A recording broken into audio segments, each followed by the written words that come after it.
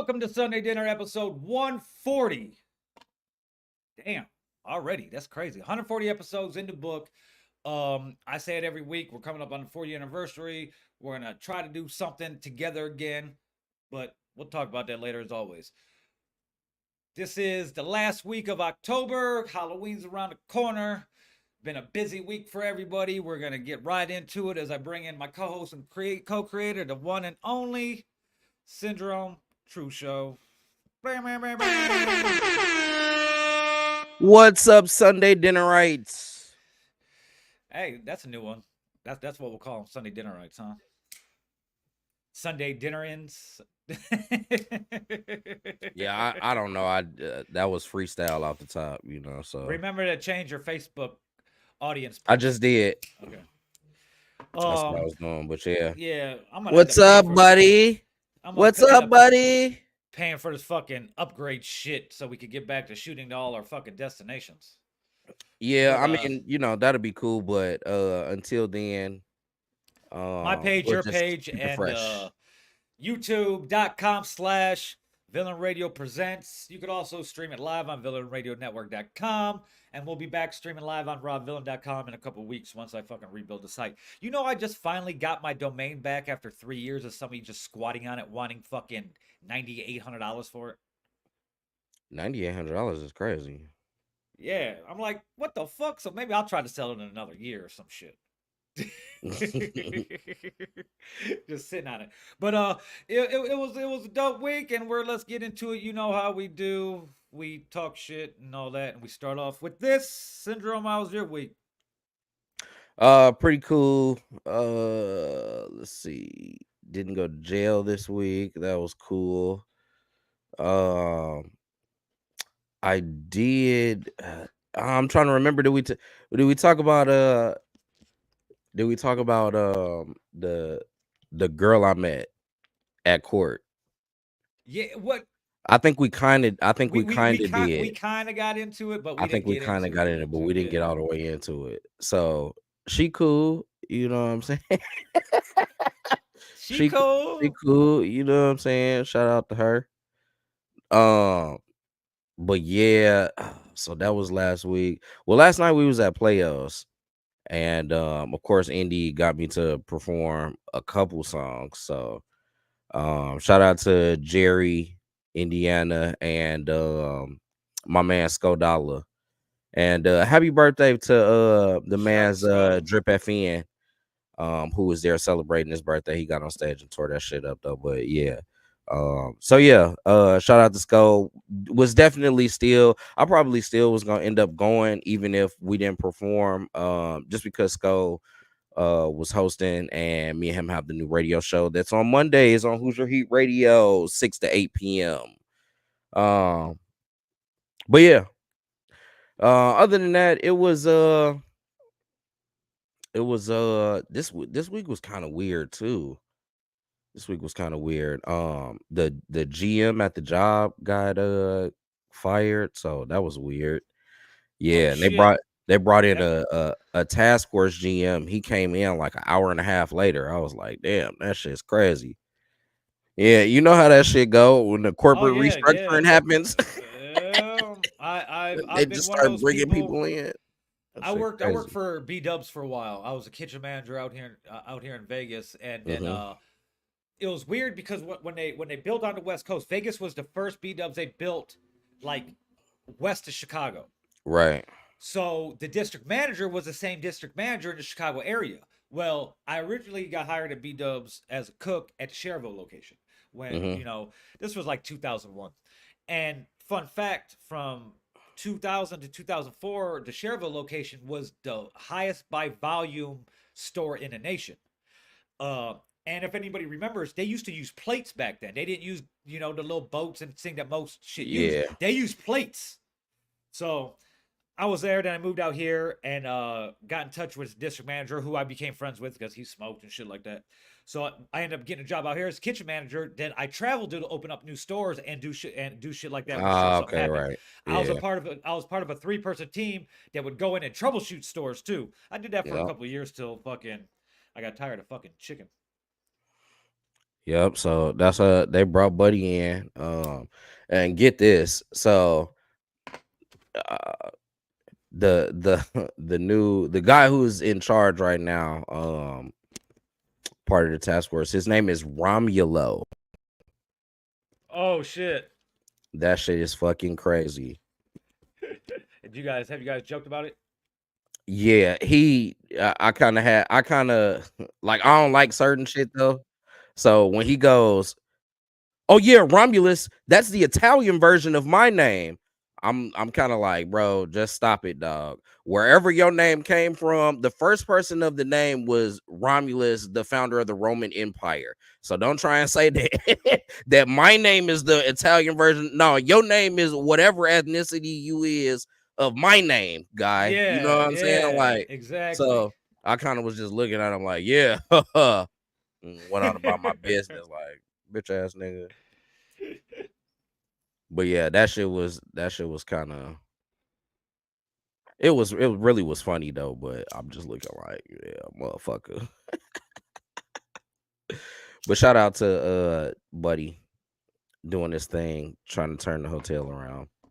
Anyway, other than that, it's still like, especially at the job, it's still kind of eerie, coming on the heels of our coworker Andrea passing. So, you know, things kind of go back to normal, but then they don't.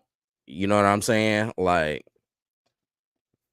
it's just kind of eerie. It's And then just you kind got of the eerie. task force in there, and everything's kind of Right. weird. Yeah, Yeah, you know what I'm you saying? So guys it can't was, you can't be your normal self that you've been working there. How you guys work, you got to kind of like work by the book. yeah, it was like, well, I mean, that's not so much of a change for me, or probably even most of the people, because we do everything, you know what I'm saying, by the book. But it's just like the pressure. You get what I'm saying? There's already like depression looming kind of over the staff, and then we got this new pressure that's come in. So it is what it is.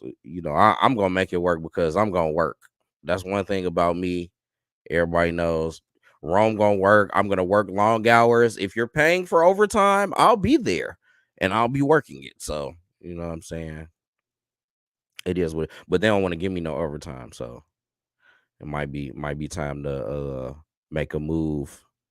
I don't know yet. I don't know yet. We'll see, Ville. I don't know. You got maybe It might be time, man. Might got to get up out of there. see But what this yeah. task force does. I mean, it's not even so much the concern of that. It's more so like, just because the hotel is changing so much that it might Oh, just be yeah, time to yeah, get up out of there anyway. You know what I'm saying?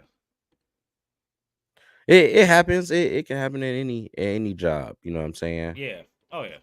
Especially when companies getting bought out and they're changing ownership. That's really the big thing that's come from this, is because it changed ownership. But that happened before I got there. So like, I'm like, they were already changing, and then I came in midway through the process. So it's like, I'm already good with the change. I haven't worked there that long. You know what I'm saying? I just got to do what I got to do. But at the end of the day, let's see. What else did I have going on this week? Not really too much. Love it. Love it. Mickey Mouse Club. Yeah. My week was wild. It was my life wild, bro. Like I couldn't sit down even script my life. Like if I would be like, hey, let me sit down, I'm gonna write my life story. Like I wouldn't even believe it. Like it's crazy. So it was a normal week for me, work and shit like that. And then I knew that my boy Jean was coming into town. Um Jean's him right there. That's Jean in 1989. My boy Jean, he's probably one of the, if not the most talented people I've ever met, or the most talented. And I know a lot of people. Hmm. So he's from Gary. He's been in entertainment business as you can see since he. But I hate why everything's all opposite, since he was a kid. Um, but this year is the 35th anniversary of the all new Mickey Mouse Club. Like, Mickey Mouse Club started in like the 50s or 60s and ran whatever on TV, Annette Right. Funicello and all those people and shit like that. And then they relaunched in 1989, and then it was the launch pad for a lot of people. Kerry Russell from the show Felicity, Britney Spears, Justin Timberlake, Christina Aguilera, J.C. Chazé, Ryan Gosling, and numerous others, including my boy, Jean, who Jean is the reason. Okay, these three gentlemen right here, Jean, Damon, and Chase, along with Tiffany, who since passed, and is Dee Dee in here? Now Dee Dee's not in this picture. And Dee Dee, they were a group. They were a big old pop group in the late '80s and early '90s. Name of the group was The Party, and Disney literally created Hollywood Records to sign Jean, and then the band. And then since it was Disney band, they took the world by storm, bro. I mean, they're on tour with fucking like Vanilla Ice, MC Hammer, all these people, whatever. Production by fucking Dre, Teddy Riley, shit like that. So Tokyo Dome, Crazy. fucking world tours, doing everything you could think of. And I used to watch this shit. You know, me growing up in the hood, like I wanted my life to be like how I seen on TV. You know, I'd watch these sitcoms on TV where everybody was happy and they solved all their problems in 22 minutes. My childhood wasn't like that, so I wanted to live that.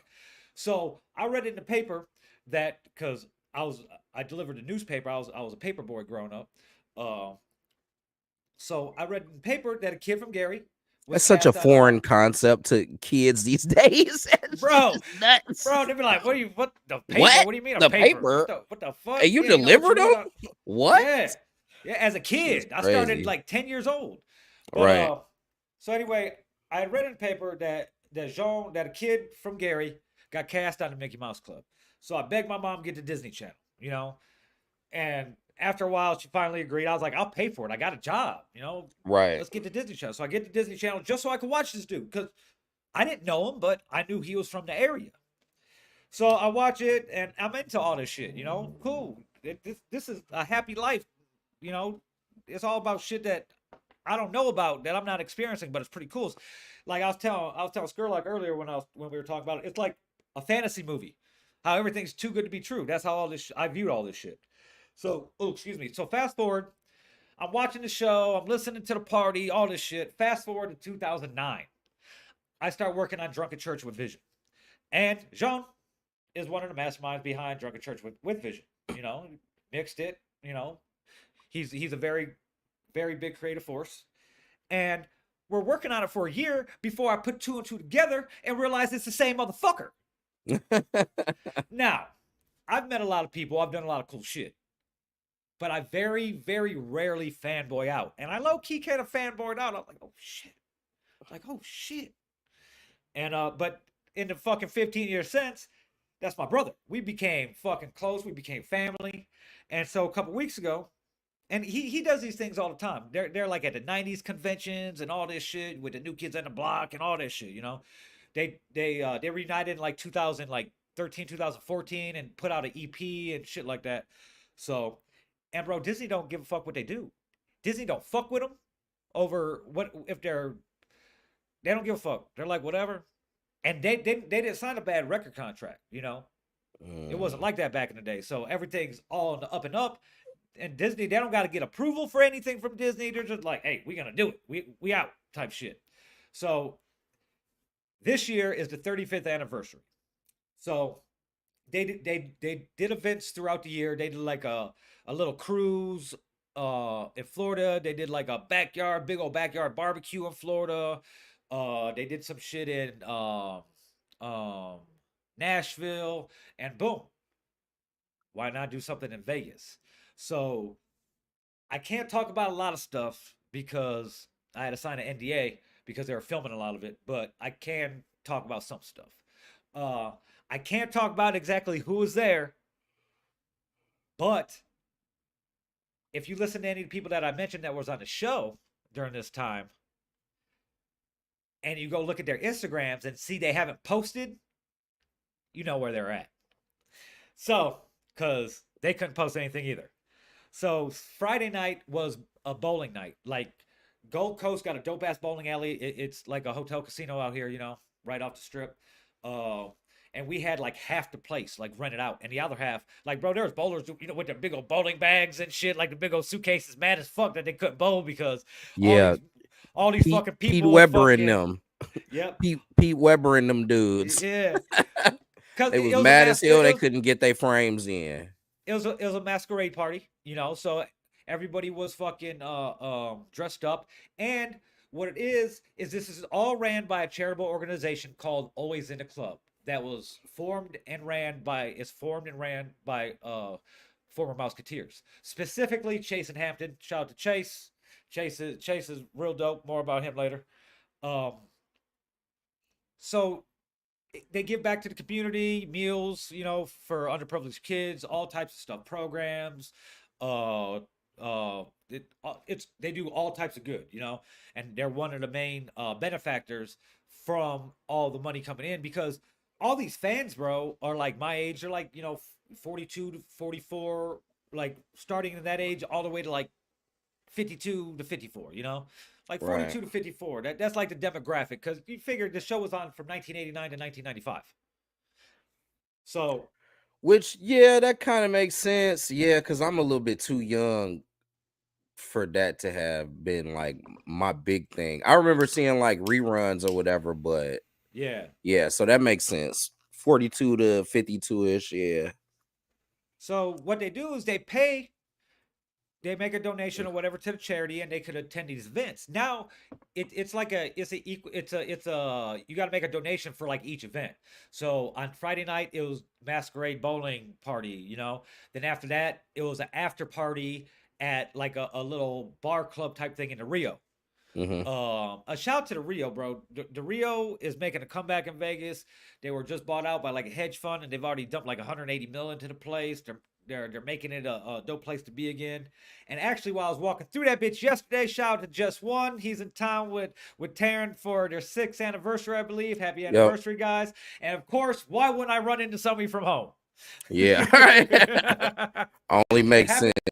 sense. It happens more often than you think out here. But Yeah. So it was Friday night was wild, bro. I got lit. It was dope at the bowling thing, and I just kind of sat back. I wasn't bowling or nothing like that. I just kind of sat back, met everybody, because these people, these fans that are paying to hang out with these guys, it's it's a fan club type thing, because they go to all the events, bro. Hmm. Like, it's a group of people that have known each other for 10 years since the party's reunited and been doing these events. It's like the same people all the fucking time. And Right. it's like they're like a big family now. So they fucking all welcomed me in with open arms and shit. It was dope as fuck. The bowling thing was cool. Then we went to the after party that night, fucking at the bar. I'm fucking ordering fucking Vegas bombs. They're like $20 a drink, because I don't get the shots, I get a drink. Hmm. So, but then I realized they're doubles. So I'm only paying $10 a drink, basically $10 a shot, and it's $8 at the food. So I'm in the middle of Vegas, only paying $2 more. So that's not bad, bro. I had 2 of those motherfuckers, and I was lit. If you see my Snapchat, me and Jonah on my Snapchat, at the end of the night they play Suavemente, and I was just like, oh shit, I look like a human bobblehead, bro. I was lit. I was lit, but it was a good night, and I haven't had fun like that. Like, at first I looked at it, it was like it was gonna be like a work type thing, because I'm gonna go and I'm gonna network too. Like, I'm about to meet people that like I watched as a kid. Right. So, but I want to. The other half of me was like, hey, bro, you're in this business. You're in an entertainment business, so you might as well network as much as you can. So I did, of course. Jones introduced me to everybody. This is my brother from back home. At first, they're like, "Oh, this is." At first, one person thought I was one. He's like, "No, this is my brother."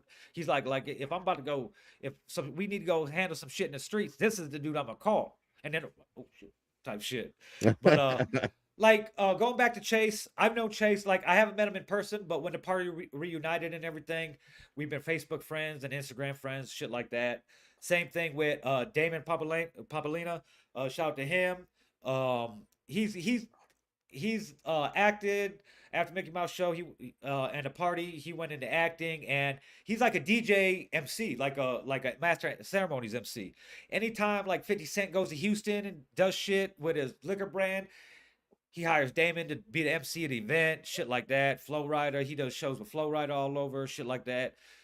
Anything going on in like Orlando, Disney related, he's usually the MC and shit like that. Cool as fuck. Dude is like a fucking ball of energy. And it's crazy to see these people just like, and Joan had back surgery. This motherfucker got titanium fucking rod and screws in his spine. And Damn. he did that 9 months ago, and it could take up to 2 years to heal because you're not fully healed till the new bone grows around the hardware. Oh, okay. Right. So he's in pain, but he can't pop his fucking Norco pain pills that are prescribed to him because he'll be out. They put him out. Right. You give me a Norco, bro, I'm fucking bouncing around, itching my nose, like what we about to do? So, but he got to turn it on. He got to become him and Damon are the balls of energy, So it's interesting to see these motherfuckers all regular. We just shooting the shit, like motherfucking homeboys, and then boom, turn it on, like it's showtime. But it was dope. And then yesterday we start off with a day party in the cabanas at the Rio pool, which is a real nice pool. Was there for like 5 hours, bro, hot as fuck. Then we had an hour to go change and regroup till we had to be at the Paris on the strip at Cherie, which is like the rooftop open air fucking bar for drinks. Then we went downstairs to Alexa's, which is a real dope ass fucking restaurant at the Paris. Ate there. There was a party bus that motherfuckers hopped on with their favorite Mouseketeer. Jones had that one out because he was kind of run down. He needed to rest a little bit before the after party at a big ass fucking suite at the motherfucking Rio. Okay. So we got it into that bitch, till fucking, I think I got back to the crib at like 4 in the morning. And at the end of everything, it was me, Joan, his girl, Damon, his wife, just shooting the shit, and me being it. Oh, going back to Alexa's, the Mouseketeers and the wives. Hey, I was at the WAG table. The WAG table in Hollywood usually stands for wives and girlfriends. All the actors Oh, will be sitting wow. yeah. So, and I was Jones' posse. That's how the coordinator of the events labeled me. They're like Jones' posse. That's crazy. So, but yeah, bro, everybody took a liking to me, like Friday, I was kind of quiet until halfway through till I got the feel of everybody, you know what I mean? And bro, these fans are like dope. One of them's a PhD fucking lecturer at Harvard. It's crazy, these people. And it's just one big family. So they heard me talking about my birthday's in a couple weeks, and Joan's like, they asked Joan about it. They're like, yeah, his birthday's November 13th. So like right at the end of the dinner, the fucking waitress scared the fuck out of me, actually, because I'm just sitting there talking to Joan's girl and Damon's wife, and this dude from Sweden. This dude's 23 years old, bro. Lives in LA. He's like a EDM producer, not like the DJ, like a producer, and he like mixes and masters the shit. And this motherfucker's cool as fuck and got all these followers on Instagram, and bro, he's like, where are you from? I'm like, Jones, like, he's like, you know Albert? Because Jones, his real name's Albert Jean Pierre Fields. So he don't like Albert, so he goes by Jean, but Albert was his name as a kid because when he started acting all this shit, his mom's like, this is his name. Right. So he's like, Jones from Gary, Indiana. You from Gary, Indiana? Michael Jackson and Freddie Gibbs? I was like, yeah. He's like, you listen to Freddie Gibbs? I was like, yeah. He's like, you ever met him? I'm like, yeah. Yeah, I met him a couple times. And then Jones starts lying. He's like, stop lying to that kid. Tell him how you know Fred. So we got into the whole thing, went through the phone, showed him all the pictures and shit like this. And this motherfucker was like starstruck to know me. And this motherfucker got like 900,000 followers, bro. Right. And of course I got my jewelry on. So the whole weekend, because these fans, they know I'm Jones' friend. So they think I'm like a entertainer. I got my jewelry on. They're like, can we take a picture with you too? All right, cool. So I was labeled as a smoke guy. So then they started asking me about edibles. I was like, yeah, I can bring some edibles. So then when I brought the edibles, I became their favorite drug dealer. And then they wanted more pictures of me. And I'm sitting there like, really? That's where we're at right now? Like, I'm like, I thought we were family, ladies, and now I'm your drug dealer. It's legal out here. I'm not dealing anything. You're not paying me.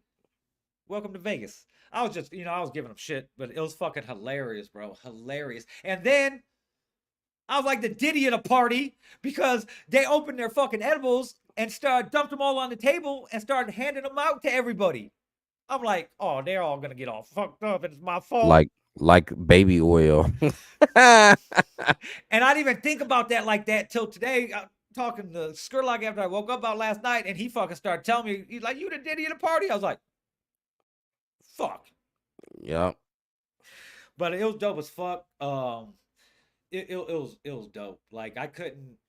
Like I've done a lot of cool shit, but this is something a little bit different to be able to be behind the scenes with these guys that I watched as I was growing up and shit like that, and like friends. They're like, oh yo, what's your number? You know, blah blah blah. We gotta figure out something we can work together on. Blah blah blah blah. Like if Joan want to work with you, you know, shit, we want to work with you too. You know, shit like that. And I'm like, what the fuck? What the fuck? I'm thinking in my head, I don't know what the fuck we gonna work together on, but you guys ain't actively making music, and that's kind of what I concentrate on. But they got a lot of hot, like Dee Magno Hall she was one of the party, one of the members of the Mhm. party, and she was there this weekend too. She got one of the most she got probably the most decorated career of the party post them I don't want to say broke up because it never broke up after when they went on their long hiatus. She was in Sister Act 2. Actually, the anniversary of Sister Act 2, which they just had on like Good Morning America or whatever a couple months ago, she was one of the ones there singing, you know? So Right. she toured, she was on Broadway on for Saigon, one of the singers, the Mulan thing. She was one of the Right. singers. And she does a lot of voice acting on cartoons and stuff. But she lives here in Vegas. So she's like, oh yeah, what's your number and everything? And she invited us all to church today and everything. And me and Jean are looking at each other, and she kept telling me, she's like, you gotta come too. You're cool. You're cool. And I'm like, okay. First of all, it was 11 o'clock in the morning. I probably would have went just because it's a family thing because all the Musketeers were gonna be there, and they're going to Dee Dee's house afterwards to like eat and everything. And I'm thinking Right. like hell yeah, I want to be with all those motherfuckers. But it was at 11 o'clock. Jean didn't even go. Bro, I didn't wake up. I woke up, smoked a half a blunt from last night talking to Skurlock, and I laid back down, bro. I woke up at like 2:30. Like it was a long, bro. It was a long fucking dope weekend that I was fucking, and that sun yesterday, being out in that sun for like 4. Even though we were in the cabana fucking the curtains don't close all the way.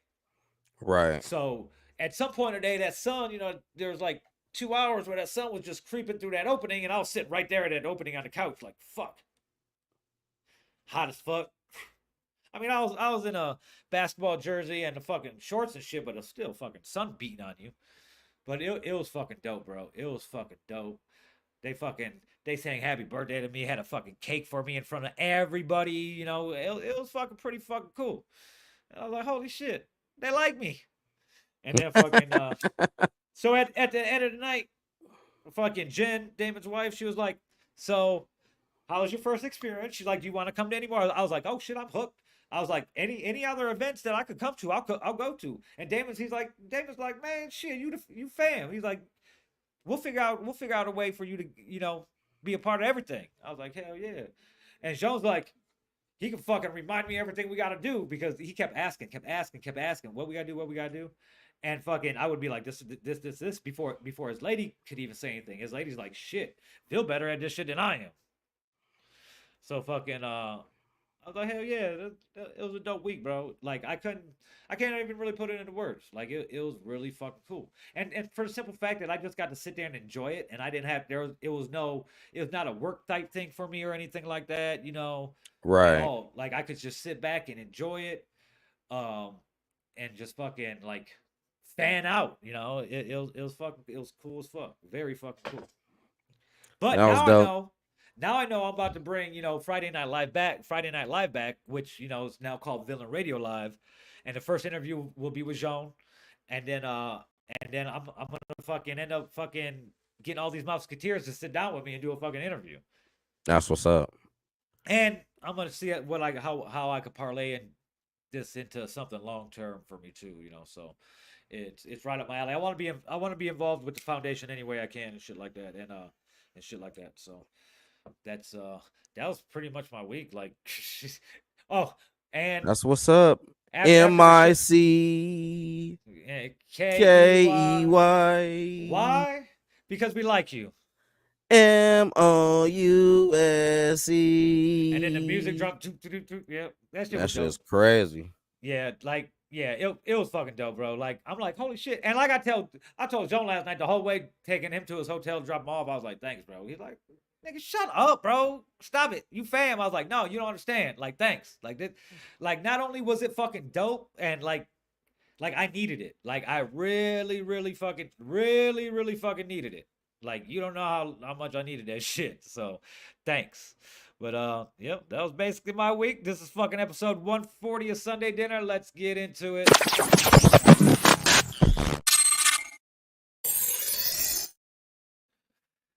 Hey man, rappers are fucking stupid as fuck, bro. Don't disrespect the culture. Rappers are Don't fucking disrespect that dumb. culture. I don't want to because I'm part of the culture, but fuck, bro. What? And listen, man, buddy ain't know, man. He ain't know. He thought he was airtight. For Thought all he was those of you airtight, man. guys, for everybody who don't, most may know what we're talking about, but most of you might not know because we're just in the dark with it. Lil Durk was arrested on murder for hire Dirkless. charges. But before he was arrested, five OTF associates were picked up on federal criminal complaint indictments or charges, I should say. Let me get their names. Wait, they got charges? I thought it was indictments. Cause don't they gotta go see the grand jury? Well, the grand jury has to open the indictments before they can be charged. But let's see. Okay. Where's it at? Let me see which one I want to open up Needless real to quick. say, them fools locked Okay. up. Yeah. Yeah. So, what happened was I'm not paying for this site. What are you guys talking about? So, in 2022, fucking oh man, I don't even know where to start with this because bro, like his mugshot, if you look at his mugshot, bro, he knows. You look in his face, he knows he fucked up. Not Nah, only does he he know, been new. He been yeah, new. He's been rapping about this really play by play from the beginning, damn near. and you would have There's thought just when all one, the and we're gonna get to it. There's just one component, a very important component that he didn't know. We'll get to that a little bit later though. But yeah, so in 2022, after the murder of King Von, yes, fucking Dirk's associates learned that Quando Rondo was staying at a LA hotel and that Quando day. Rondo, let's break it all the way down. Quando Yeah, Rondo is the rapper, the big rapper that was associated in the King Von murder. I guess you would call it murder. It is a murder. Yeah, He was it killed. was So, murder. Yeah. and I don't believe that Quando Rondo did it, but he was there. Let's just Yes. put it like that. So, And he's always let it be known that he was there. yes. So he So is a person of interest for OTF in the revenge plot. So that day, August 18th, 2022, that day, fucking DeAndre Wilson, Keith Jones, David Lindsay, Asa Houston, and a fifth unnamed suspect flew from Chicago to San Diego, hopped in a rental car, drove to LA using funds provided by Durk. And I believe that all this shit was purchased on the OTF corporate credit card, if everything I read is true. That is what I read as well. So we're gonna corroborate that. Hello. So, from there, that day, Dirk allegedly texted an associate arranging the flights. Don't book no flights under no names involved with me. That's what was said. Well, duh, you got to get more people because. So, once arriving in LA, the OTF members met with Keon Grant, who had flown there on a private jet, which leaves that leaves more of a paper trail. Grant, Keon Grant, he's a top level OTF associate, you know, apparently, allegedly, whatever. Got them in a hotel, purchased 4 ski masks, and obtained 2 luxury sedans. rental cars, flights, private jets, all paid for by funds directly can be traced back to OTF, even as a corporate entity, which is fucking stupid. They wanted to Grant write then him off, man. They Grant wanted then to write it off as a business trip. Shit's nuts. Oh shit. Man,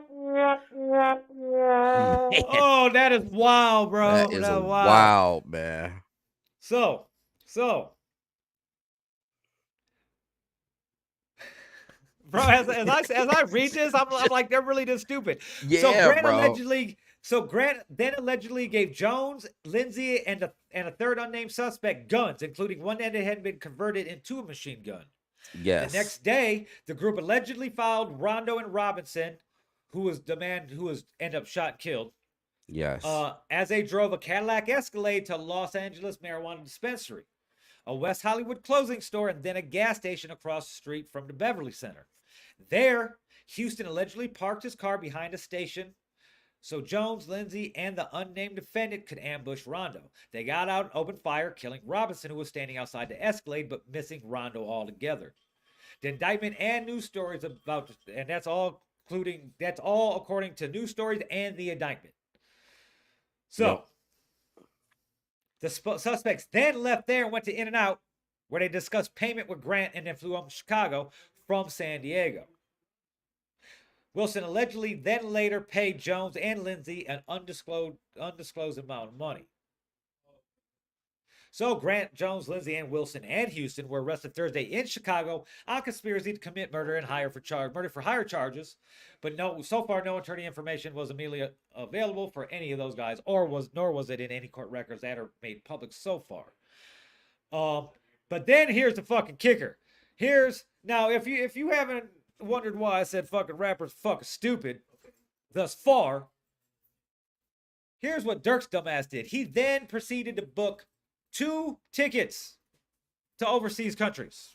Okay. He's in Fort Lauderdale at this time. Yeah, he's in the Fort Lauderdale, Miami metropolitan area.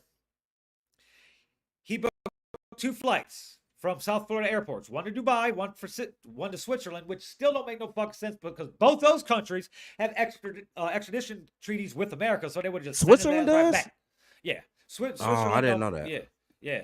So then he didn't get on none of those flights, but he did arrange a flight to Italy on a private jet, and that is another country which has a fucking extradition treaty with motherfucking U.S. So he tried to get on that jet, and that's where they caught him. Yeah, I was working to it, Skerlock. I was working to it. Yeah. So once they got tipped off real fast about the flight to Italy, because with a private jet, the manifest has to be submitted a certain way where they kind of see it in their face more than like a regular fucking commercial airliner. Yes. You're on a list. It's definitely gonna hit the feds if they're looking for you, basically. Fucking hilarious. Extradition treaties work for any type of federal case, and even if you want it for questioning. That's why fucking Julian Assange wouldn't fucking leave the hotels where he was at.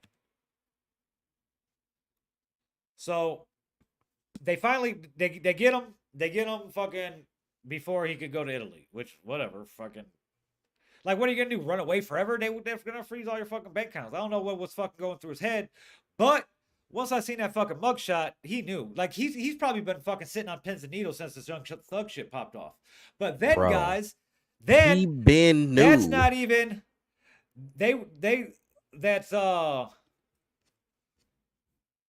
that's not even the tip of the fucking iceberg. That's not even the tip of the iceberg. It's real sad what happened next, guys. Guess what happened next? OTF Jam, who did a long bit in prison, came home, got 50K right off jump from fucking Durk and all that, has been wearing a wire since he got out. I think we're talking about how many years now? It's like 8 years. Yeah, I think it's been 8 years. Yeah. 8 years worth of wire. Just like that shit crazy, bro. He heard all the dirt probably. Bro, That shit so catalog. Buddy yes, is it's all going catalog. It's down. all catalog. So that's kind of all we know now. Tomorrow there'll probably be all types of fucking everything will probably start spilling out more and more tomorrow. Um,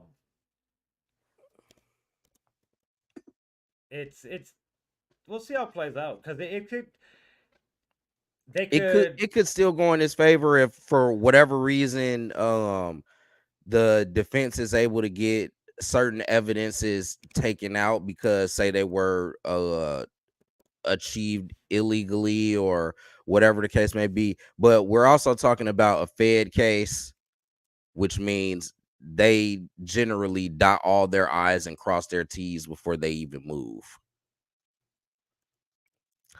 yeah. Buddy is in a hurt position, but he knew. I feel like he knew. I feel like when all of the shit was happening, that was kind of where he kind of did that turn. And he did the J. Cole record and he's, getting the key to the city and all of that shit. You know what I'm saying? I felt like he knew what was coming and he was trying to like cover up, you know what I'm saying, making sure everything was buried, you know what I'm saying? But that shit is crazy. Stick a little dirt. He was rapping about it the whole time though. This is Yeah. crazy. They're gonna play that shit in court. Some hard ass songs too. Shit gonna be played in court. This motherfucker, man. So yeah. What are you thinking about it though, man? He's definitely an idiot. It's like, yo, but how would they know though? How would they know? How would they shit 8 years with Yeah. Jam wearing a wire? Yeah. Um I don't know, man. That's crazy. it's gonna get worse because once fucking they unseal everything. Once they unseal well, once they unseal and release what they want to from whatever the wires picked up the last 8 years, because it could be who knows what else is gonna come from this. Because once that opens up, it could lead to who knows what other crimes were caught in Chicago. And the videos, was it you Skurlock who sent me the video of fucking oh dude fucking Jam not even smoking with the motherfuckers, bro. He wouldn't even smoke with them. They're like trying to pass him the wood, and he's like, no, I'm good.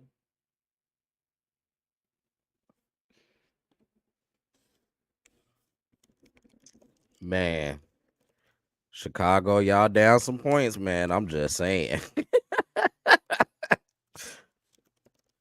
Yeah. Y'all down some points. Y'all hit a spike in Mario. You go from big to little. You still got to do some other shit though, but that's crazy, man. 2024. Is this what this is gonna be remembered for? Bro, and the fucked up thing is, um, Trump, Diddy, Dirk, Young Thug. Although Young Thug, when did that started in 23 though, right? yeah, that's gonna end in a mistrial, and they're gonna retry him. So Yep. he might if it's uh well all it's in a way it is, in a way it's not, because since it's a federal case, they can't release all that information until the whole thing's. They'll release bits and pieces that the media could look up, but they can't get the whole Yeah, I picture until the think whole thing's unsealed. I think this was only discovery, right? Yeah, and the feds. and there's a reason why there's a 92% conviction rate. They ain't just gonna Exactly. fucking Like make this big spectacle for nothing. But it's fucked up because him and Jam have known each other forever, bro. So I started looking around and I was like, who the fuck, which one of my friends would fucking wear a wire?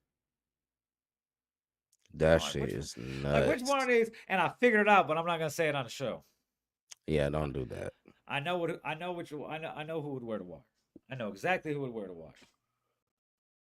And you know what? It don't surprise me that I would think it would be that person. It doesn't surprise you. Doesn't surprise me at all. We'll But table it's that because I think that probably would be funny. yeah, Who would wear it's the wire on veal? the whole thing. Now it's not like the world's not set up for murder for hire like it used to be. It's weird that we're even having this conversation. But back in the day, you knew a guy that knew somebody knew a guy that knew a guy that knew a guy, and he was probably mobbed up in some city or whatever the case may be. Um, Now it's nobody you know. Um, and then it's like Nah, so okay, with you saying that, like to a certain degree, I kind of feel like and it would be it all is set cash up. That's what I'm saying. It would be. It should be more set up now than and before. but in a Well, situation maybe like not. this, Maybe not. Maybe not though. in a situation like this, you still wouldn't be able to like hire somebody um they So wouldn't first off, this we is wouldn't even know we don't even know a grand jury's called until they unseal the indictment unless they're like no we haven't even assembled it yet, but yeah. very See, that's what rarely I was do thinking. they do That's what that. I was thinking. Yeah, Skurlock, about the grand but jury. Did they it's a already get criminal indicted complaint. or not? It's a criminal complaint, which means there's enough evidence to charge them already, so they don't technically need the grand jury. But they're probably Right. gonna bring a grand jury in because this gonna turn into a fucking this gonna turn into a RICO charge. Cause this ain't as fucked up as this is. Cause murder for hire, that could at his age that could land him life, you know. But bringing the wire into this, now that we know that Jan was wired up, it leads Now to that means who the fuck knows what any else is fucking gonna come out. criminal thing that they were, if they moving drugs and they got proof of that, If they're other so willing, if they're bodies. so willing to buy all these fucking flights with the corporate credit card, who knows what else they're fucking putting on cards? I hate that does that shit automatically. So like that type of shit, you know what you do? You fucking get the bread, and you just fucking But in his, it's just there is like a lot to unpack with that, because like from his standpoint, he should be able to say like, yeah, I just paid for some of my associates to do a business trip in Miami. It just so happens that they have evidence of what you guys were actually doing on the business trip. You get what I'm saying? Because technically that should be a write-off. If you guys are all a part of OTF in some regard, you know what I'm saying? These motherfuckers is sending niggas to murder shit and didn't even hit Quando Rondo once. They done killed somebody else. no, I already ate Popeyes. Um, the official charge, the official criminal complaint charges Durk with murder for hire, conspiracy, and criminal association. So that's the official criminal complaint charge or charges. Unfucking believable. Well, So like it's crazy. Like bro, the wire shit is insane because like everybody's focusing on why he's being held in Florida right now and all that. Um, Now it's gonna be like boom. So who knows what this is gonna lead to, or how many other people might get picked up for their role in whatever they find on the fucking wires. And the fucked up the whole last The whole last month before this motherfucker's been fighting allegations that OTF is a gang. Fuck. Why have to be Chicago people for? God damn it. Hey man, we know what goes on around here. Hey, if you're gonna get Texas been know Roadhouse, about those motherfuckers Skurlock, whacking shit. order extra rolls and I'll give you the money. Hey, I went to Popeyes right for dinner, and I was I can't say free people that be out that leave a paper trail. You gotta be a smarter criminal, nephew. But why gotta be Chicago people for, man? Damn it. Hey, they just gave him the key too, and they took it right back. It snatched that shit back, B. Hell no, motherfucker. That's some wild shit, boy. I can't wait. Hey man, you know what? I still don't feel like jail is a place for anybody. So free to voice, but bro, you can't be killing shit out here, dog. You can't be whacking shit and thinking that it's just gonna keep me in the same way over and over again, dog. Like my nigga.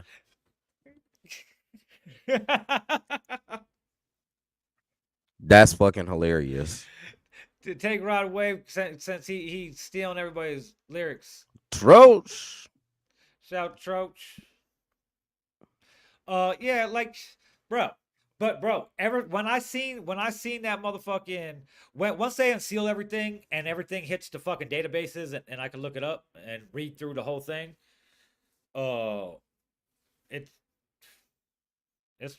can only imagine. I want to know what like I'm really interested into the Wire, like exactly what fucking bro. Every day this motherfucker gotta wake up, put on the Wire. Fuck. Or maybe it was like a stupid thing attached to his chain or something. I want to hear about that shit. Hey, he gave him a $50K. He went and had a chain made with a mic embedded in it. With a mic in that shit. That's crazy. I definitely feel away. Well, here's the thing about that though, Day. Why he didn't do it himself? He's the orchestrator of it, and with the flights being paid for on a corporate credit card, and he's the head of the corporation, that makes him directly responsible. So, if the reason it's a federal charge is because they cross state lines and do everything, which elevates it from like a manslaughter charge and shit like that. Because usually in a situation like this, if it happened in the state, like one of my good friends is doing a manslaughter charge in Ohio right now for something just like this. He orchestrated the hit. So since everybody crossed state lines, it became federal. Now, I don't know if the feds connected the dots by the wire or if they did the paper trail because of the fucking transactions. We won't know that till they put it all out. So if everything came together because of the wires, yeah, that like it's crazy that he's known. Well, I think they said he's known Jam since they were like 6 or some shit like that. Gave him $50K when he came out. Was putting money on his books while he was in there. Yeah. Comes out and he's the snitch, man. Hey. Yeah. Watch them niggas that's close to you. Yeah. What was Jam's charge? What did he do the original time for? I don't know. I want to look that up because I want to see if fucking I'm thirsty. I gotta get some drink. I wonder if maybe he got released early because he agreed to wear it. I wonder how deep this could actually go.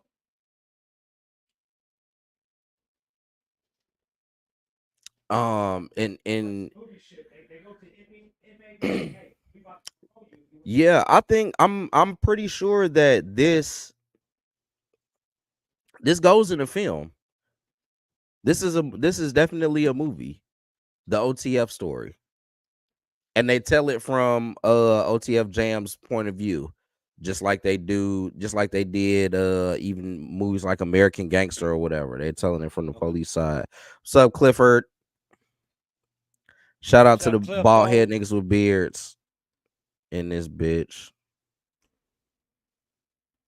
Yeah, it's gonna wide net's gonna be cast out. There's gonna be all types. This is just the tip of the iceberg.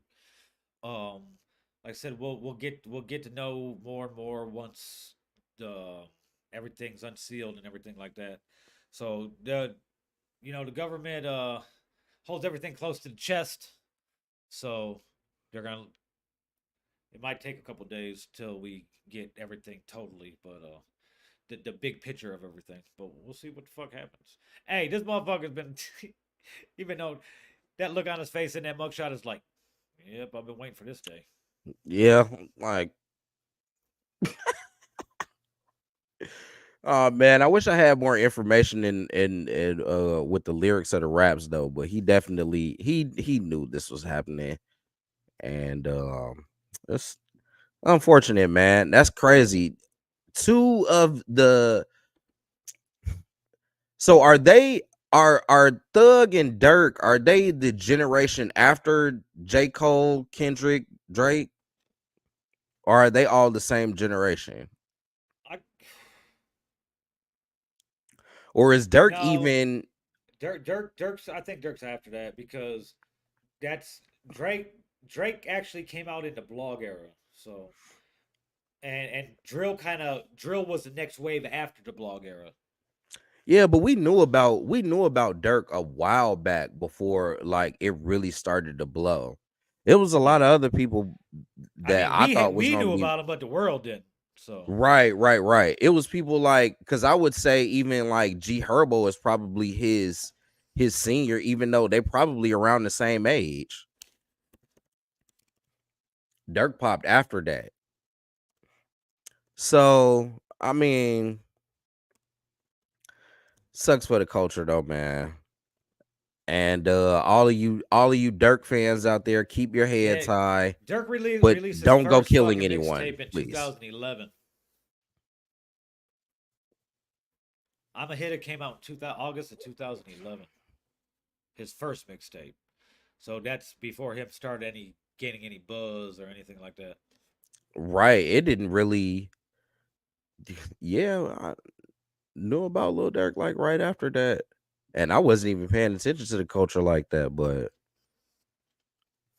But he didn't start getting all the other rappers, even though they had been dropping in the city and everything, they didn't start getting their looks till after uh till Keith blew up. it was after Chief Keef. That's right. Yeah. So then they were able to look at the city and see all these youngins had a following: Dirk, Herbo, Reese, Fredo, Bibby, Bibby. Fredo, yeah. Yeah. So that was that new wave that kind of started. Even though they were doing it, that started popping off like 2000. 2012, 2013. Hmm. Yeah. But that's crazy, bro. It's fuck. Well, that's gonna open up a big void in Chicago rap. So they they gonna snatch a bunch of people up. See what the wire fucking unleashes. Like I'm really fucking waiting to see what the fuck that brings down because for 8 years, bro, eight That's a years, long ass time, bro. eight You are years. right, Ville. That sounds like Rico. Oh yeah, oh yeah. This is just the start. Like, so they're starting from the Vaughn murder plot and working their way back to whatever bullshit y'all Any got. criminal Like, activity that money's involved in, being paid in or paid out, is they can build Rico right off that. So especially if it involves being in multiple states. hmm which I mean, we know that that's what you were doing. You fucking, I know y'all went on tour and you know what I'm saying, had to do some shit, get that out the way. It's like, It's man. it's it's as simple as them if they're on tour in a tour bus, fucking with all the drugs on the tour bus across the state lines. Hmm. That too. Like there's so much shit that could come from it. It's insane. They could throw fucking 95 charges at them and fucking them get convicted on fucking even if they only get convicted on fucking four, they're probably On gonna do life. four, exactly. So it's yeah, it's Shit gonna is be like I crazy. said, it's gonna cast a wide ass net, and who knows what they're gonna pull in. So all you OTF fans and people who know people in OTF, watch your people because they could have been on the OTF jam tape.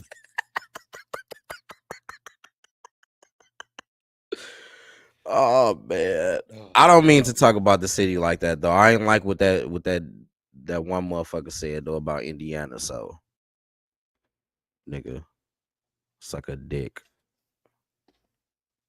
Oh yeah, yeah. But yeah, so we'll next week. Hey, at least we're not talking about fucking Diddy fucking guys in the ass. So fuck it. Yeah, well, Well, yeah, that got even darker. That's yeah, crazy. we'll keep you, of course, we'll keep you guys updated here on Sunday dinner. We'll have more information on everything next week. Moving on, Posted. to more other court related shit. The LA prosecutor announced this week that they're going to resentence, that they recommend resentencing in the Menendez brother fucking case. So it looks like they're probably going to walk out on parole. And because whatever the resentence is going to be, they'll probably be out. They've already did 30 years plus. Right. So I know it was a big case back then that I was into because I'm old, and the cases gained more worldwide re-recognition, I should say, because of the Netflix documentary. They had a documentary on Netflix, and they got now the And the monster series. series Yeah. by Ryan Murphy, he's the guy who created American Horror Story also. But yeah, we talked about that a little bit earlier, Skerlock. But with Menendez brother shit, they're gonna walk out, and one of them, they're both married. These motherfuckers been in prison forever, and they're fucking married. So one of them, his wife lives in Vegas, so he gonna get out on parole and move to Vegas. So see how these motherfuckers parlay that into making a bunch of bread or whatever. Oh, I'm gonna be mad as hell if they get out and make some bread, dog. oh, they're going to be, bro. Oh, they're gonna make mad bread, bro. I'd start a podcast right away. Fuck it, right away. Let's talk and tell stories called fucking or whatever. They're gonna people are gonna want fucking all types of interviews. They're gonna be making the rounds. You know, they're gonna No, be on all the you think they podcasts. going do you think that they're gonna get released though? Just Yeah. Oh based on yeah. the evidence. I know that they're not retrying it, they're just looking Resentencing. further into it. Yeah. Well, with them being inside there for being locked up as long as they have, and they haven't gotten in trouble or nothing like that. I'm just So saying at one point in time, we were thinking that they were gonna be put to death, and now all of a sudden they're just gonna get out. You know what I'm saying? Not do life in yeah, jail. Like, it's going to be a resentencing, and since they've been in, what the resentencing is probably going to come down to is they've been in there longer than what their new sentence is going to be. So they'll be able to walk now. okay. So Now it's when they get not out, yeah. Now when they get out, it's not. They're not just going to be free. They're going to be on parole. right, They're right. still going Of to be on course. certain type of restrictions. Yeah, we talking about because that they got convicted of capital murder, right? Yeah, The motherfuckers is I on believe so. parole probably for the rest of their days. How old are they now? Old. Over 50? I Oh can't yeah, remember how yeah, old I they believe are so. then.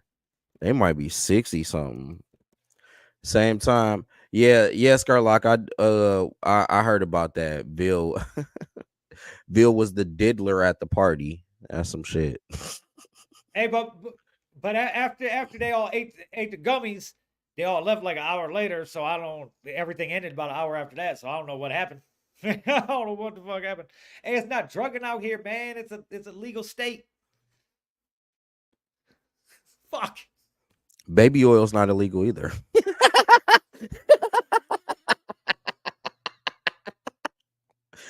So here's the best Oh case scenario shit. for the Menendez brothers, and exactly basically what I said. The reduction in a sentence would allow for, eligibility for parole, which could lead to the release after over 30 years in prison. This possibility, of course, emerged after LA County District Attorney fucking filed resentencing consideration, citing unexamined claims of abuse by their father's new evidence. There is a court hearing on the 26th of November to determine if the resentencing can proceed, potentially paving the way for the release, if of course the case sides with the defense. And I believe they've been in there longer for 30 years. So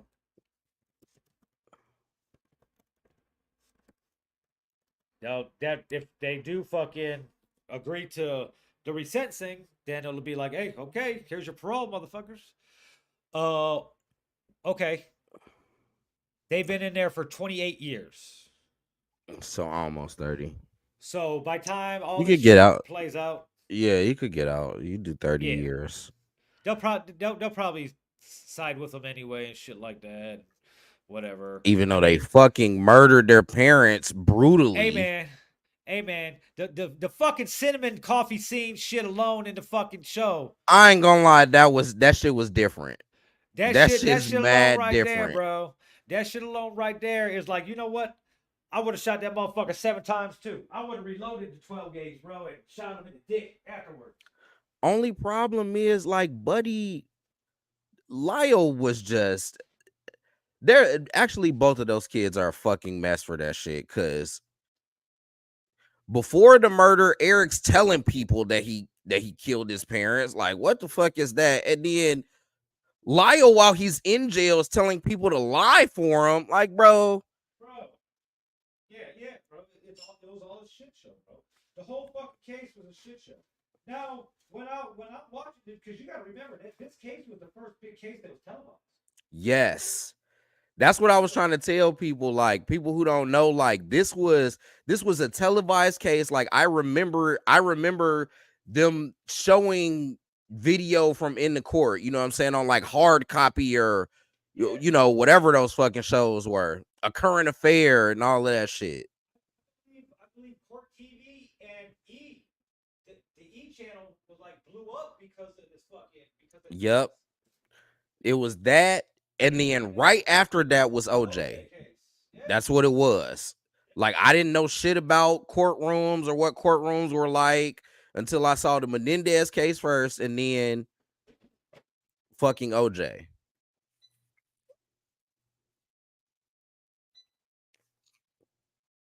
But and honestly, I think I would probably was too young for the first trial as well.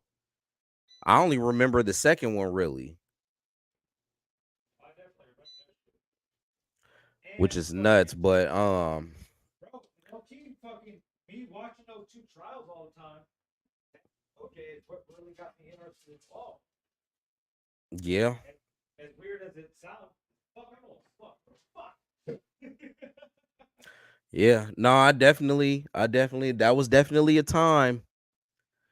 I'll never forget watching the finals and they cut away to OJ Chase. I'm like, who gives a fuck about him? He doesn't even play in the NFL right now. You didn't realize the fucking significance of what the fuck it was. Like that's Well, the whole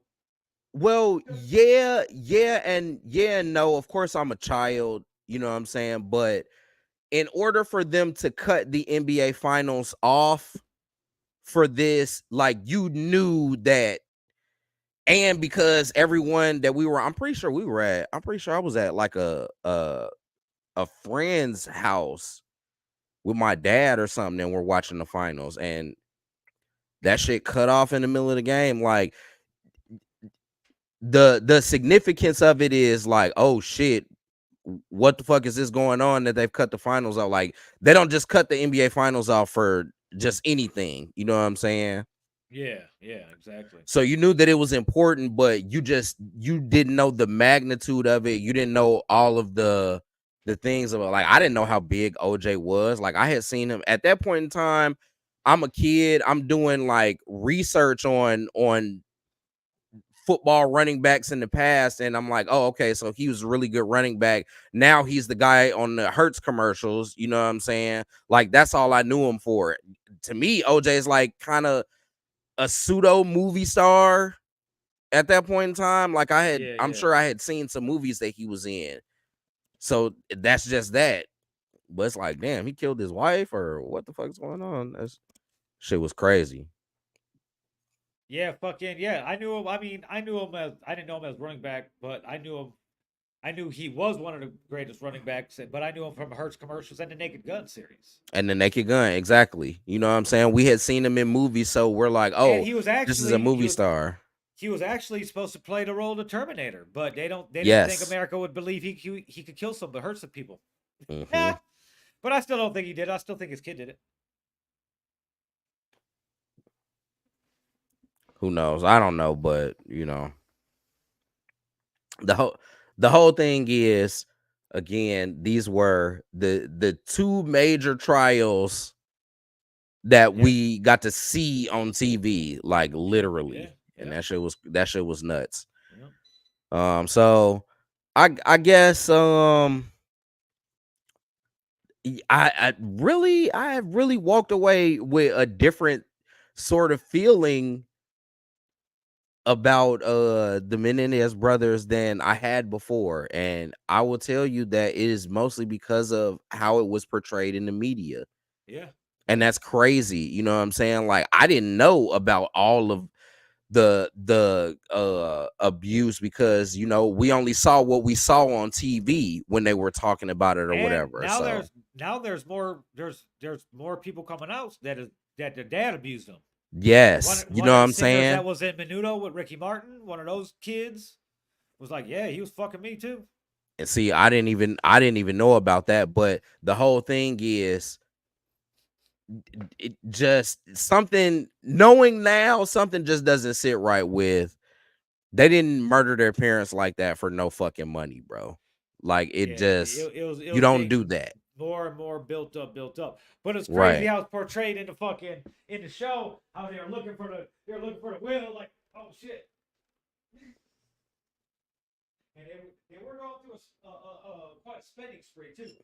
Yeah, no, that all of that happened. Yeah, yeah, And again, like, I'm not saying that that wasn't part of, it wasn't part of why they killed them.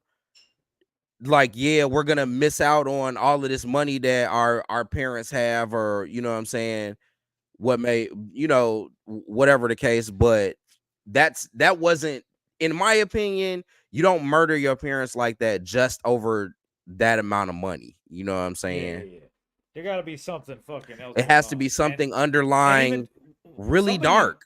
one of the side of the family, uncle or aunt or whatever, was like, yeah, fucking, like they went through some Yeah, shit. Jose wasn't shit, you know what I'm saying? He Yeah, used to do yeah, all kind of shit to their ass, and then, yeah. you know what I'm saying? So if they get out, I don't think that any justice has been undone, I'd say. So I mean, you could argue they stopped him from abusing more little boys. I wouldn't argue that, but you could. Is there gonna be a string of parents getting killed now? Let's not wish that. That's the whole thing, bro. Like, I'm not let's wishing. It was a question. I don't know that though, Vil. I don't Yeah. know that. You know what I'm So saying? Like, yeah, shit happens every day. So a few kids that are in bad situations, they may decide, like, yeah, those fucking Menendez guys. But they didn't get away with it though. But shit,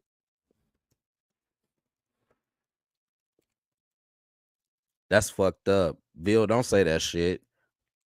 Next week we'll be coming in here talking about how you're a psychic or some shit. This week, three kids killed their parents. This is some bullshit, bro. here come I'd the stop FBI. doing Be the like, what pod do you with you. know? I'd stop doing the pod with you. I'm like, that's a little too creepy. What the or can fuck, bro? or do we start podding every day at that point? Like, yo, shit. Can you can you pod me some fucking lottery numbers? Right, yeah. For real. Can we add to this somehow in a way that can best? Well, Something we gotta turn this shit around for good. check it out. Check this out. So when I was in LA a couple of weeks ago with Vision, we're driving it as we're talking about certain stuff, and I can't even remember what it was right now to even give you an example. But it happened like three things we were talking about coming in the room, we're talking about it, like 5 to 6 seconds later, we see it. And That's like, crazy. we're looking at each other, and he's looking at me, I'm looking at him. He's like, "Hey, bro, let's start talking about finding $1 million fucking dollars."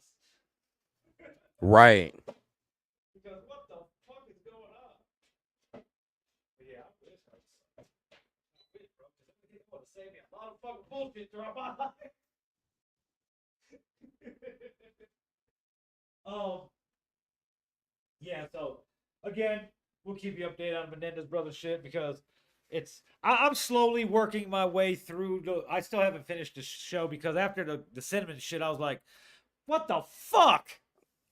Yeah, your ears were broken, huh? Yeah. So of course, we'll keep No, you updated on that and everything else. it's really good, and those guys should I don't even know. Really, it's just a lot of good acting in there. There was a lot of really good acting. Yeah. Well, the guy who played the dad is Javier Bardem, who's the fucking dope ass actor. He's an Oscar winner. You Yes, he got is Chloe. definitely How the fuck dope. do you say her name? Chloe whatever. She got her break in Kids, the movie Kids. She went on to Yep. win an Oscar throughout her shit. So you got a bunch of dope ass actors. What's the other guy? The old guy. He was overacting a little bit to me though. The one who played the Vanity Fair reporter. Yeah, fuck, I forget his name. I know who you're talking about though. Also really good. It was just really good. I feel like I can't even think of a part that was like poorly portrayed. If I'm, you know what I'm saying? Like it was all interesting. It was really good. So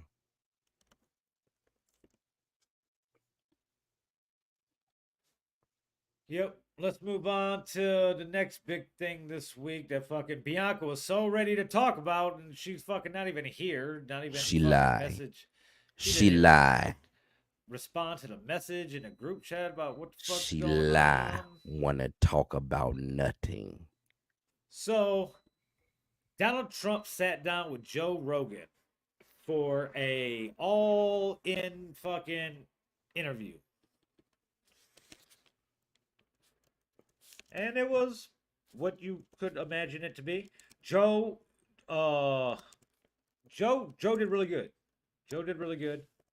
Um, he he tried his best to keep Trump on track and not going off on some type of rant, and he even called Did him he out every ask him time he good did it. questions? Yeah, oh yeah. We're gonna get it. We're gonna get into some of the shit. Let me go get my motherfucker. I gotta get my Popeyes tenders. That's motherfucking air fryer. But yeah, and every time he did ask him, Trump would start going off and out of shit, and he'd be like, and like Rogan was like, hey, Rogan's like, you weave a lot, like into other shit, and and one time, Trump's doing it, he's like, you're weaving real far from the original question. Let's get back to tariffs. So yeah, he was trying to, keep him on fucking subject and shit like that, but it's Trump. But we're gonna get into Trumpelstiltskin. we'll go through some of the fact check stuff that about what Trump said and what real. Usually different things, and most of the time, while they are different, things could be different, but not in a very wide margin. Usually, what he's saying and what's true is all by very wide margin. So let's get into a little bit of this here. That's crazy. I just got a fact check on my phone, the Metro Zone news feed. Fucking Trump repeating falsities and lies at Madison Square Garden. Oh yeah. He got a rally at Madison Square Garden. Somebody was saying it's going to be the greatest show ever at Madison Square Garden. I was like, Jordan played there a lot. I don't think so. I don't think so, Cheeto and Chief. But okay, let's start with immigration because that's one of his big points. On the Joe Rogan show, he repeated a false claim he frequently repeats, and that we had 13,099 murderers dropped in our country over the last 3 years. The official figures about immigrants with homicide convictions in the U.S. who entered the country over the decades, including like even during Trump's own administration, and not even over the past 3 years under Biden. There's no data like on that. You know what I mean? There's no they don't got a checklist like that. So Right. where he's never really been able to. And I'm like this with any politician, because even though I'm a registered Democrat, I vote across party lines for whatever the best person for the fucking job is, whether it's a president, whether it's a fucking senator, a congressman, the fucking mayor, the fucking alderman, city councilman, whatever. I voted for Bush twice, so what the fuck? So I'm all crunching. He also goes in. He starts talking about the border wall. He's like, I built 570 miles of wall, but it was more like 450. Um, and a lot of that wasn't even a wall that was fucking a new wall that was built. That was just them replacing new shit on wall that already a section of wall already existed. Um, he also said 21 million people have entered the country illegally during the Biden administration. But through September, the country has only recorded in Biden's administration from time he took office till through September, they've only recorded 11 million interactions with migrants. So, um, kind of off a little bit. Then they got off into the election and shit like that. I'm looking for some of the clips, so I don't gotta fucking talk about everything, and we can just fucking watch these little fucking clips.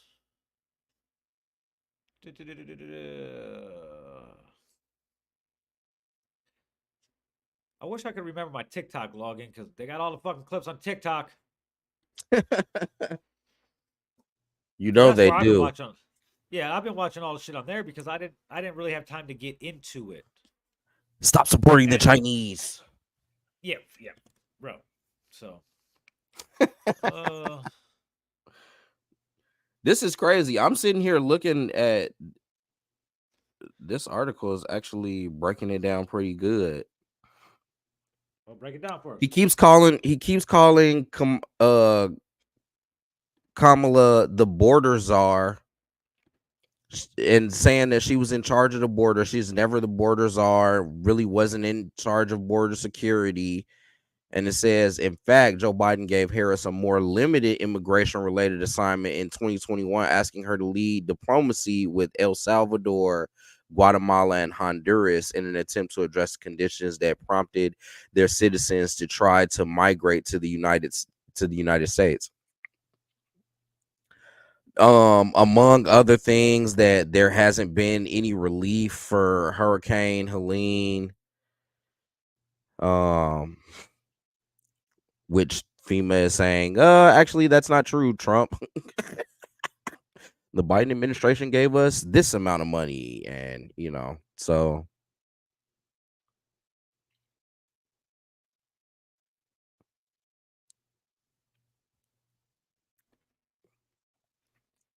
I'm logged into my TikTok. Hold on. all right.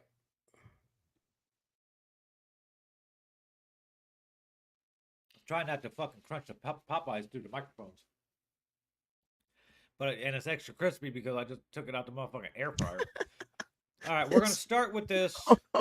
Hold on, this was funny. It's quick too. Go ahead, go ahead. Yeah, Trump yeah, yeah. Trump repeated his vow that if elected, he would liberate every city and town that has been invaded and conquered by migrants. This is nonsense. No U.S. town has been conquered by migrants. This is fucking hilarious. What is this fucking 1784? Yeah, bro. Like, The migrants man, on a come on now, crusade or some bro. shit? That shit is nuts, man. Hold on. Let me share this.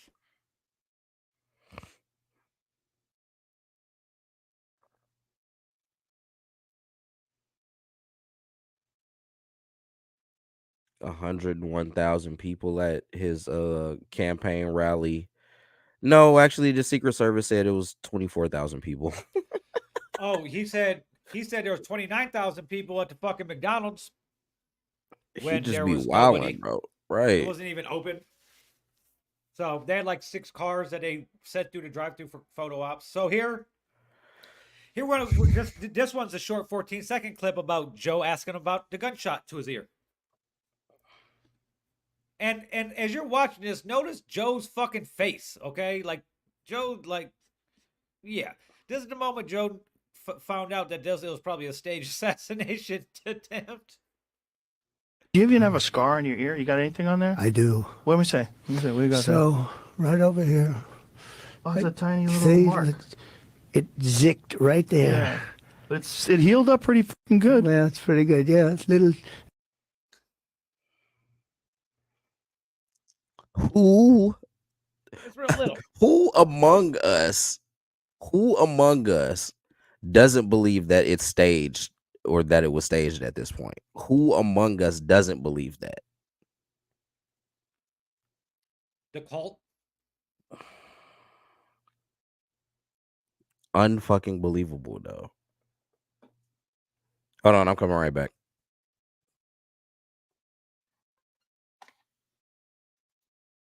Who knows?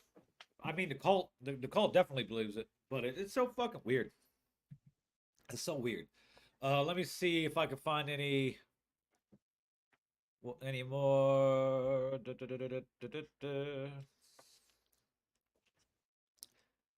want to get into. Let's see.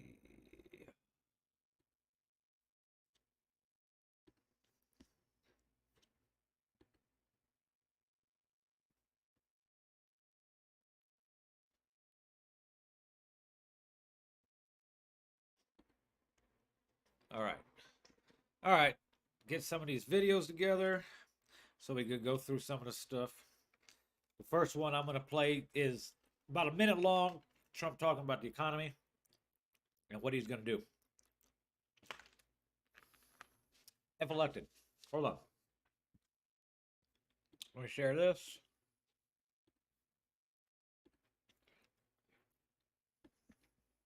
So it's your belief that if you had a second term, given the policies in place, the way the economy was booming, that you would have been able to pay off a lot of the debt. And If that was we the didn't strategy. have COVID, we would have been paying off debt, and we would have had. And don't forget, by growth, the word growth is actually more important in a way because you could have the same debt, but if you doubled your growth, all of a sudden you're under levered. But still, we should pay off debt. You know, if you viewed this $35 trillion, right? But if you look at the asset value, if you looked at it purely as an asset value, we have oil underground, we have water, we have mountains, we have the assets are so enormous. But regardless of that, we've got 35 trillion in debt, we should pay it off.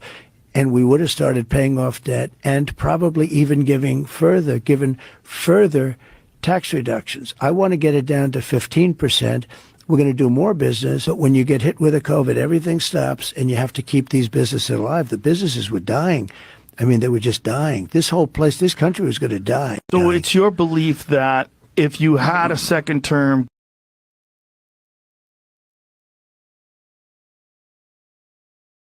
Okay. Now, while I do commend Trump for during this interview, he sat down. He wasn't overly boisterous and loud like he has been, but it's also because he's tired. But he sounds good what he's saying like a businessman.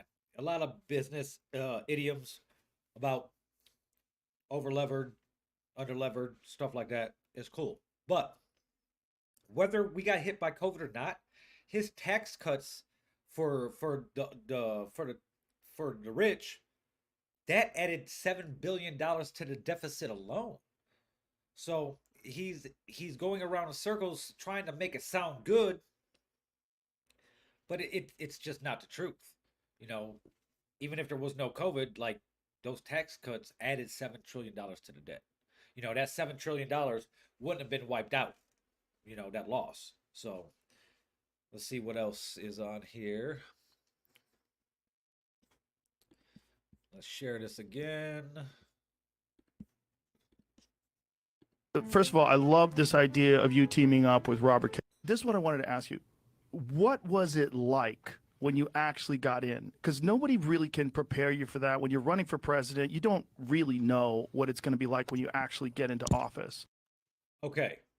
Now, this question they asked, what it was like when it's get in, was supposed to be a question that would be answered like, well, the job was harder than I thought, or it was easier than what I thought, or there's more work, or whatever the case may be. Check out how Trump answers it. I was in and won and was in the White House, essentially. Yes. Well, first of all, it was very surreal. I would You know, imagine. it's very interesting. When I got shot, it wasn't surreal. That should have been surreal. When I was laying on the ground, I knew exactly what was going on. I knew exactly where I was hit. They were saying you were hit all over the place because there was so much blood from the ear. You would know that better than anyone. When they get the ear. What? He wasn't even answering the question that was asked. How was it when you got in? It was surreal. Like when I got shot, it wasn't. It should have been surreal, but it wasn't. Blah blah blah blah. Right. Let's let him continue. Let's let him continue with his rambling. Torn up. Ears bleed a so lot, they yeah. bleed.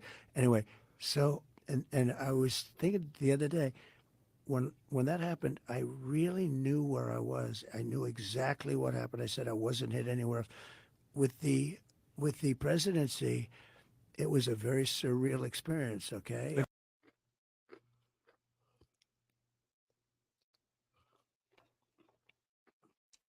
Here's a minute answer that doesn't answer the question. Let's move on to the next one.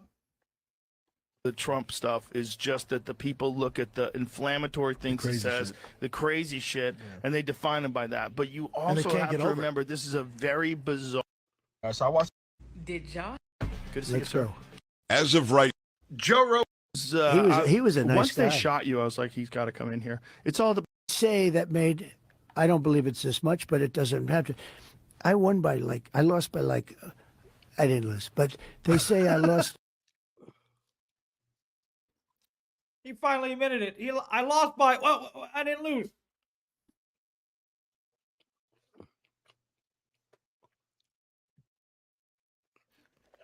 He caught himself real quick though. He did. He did.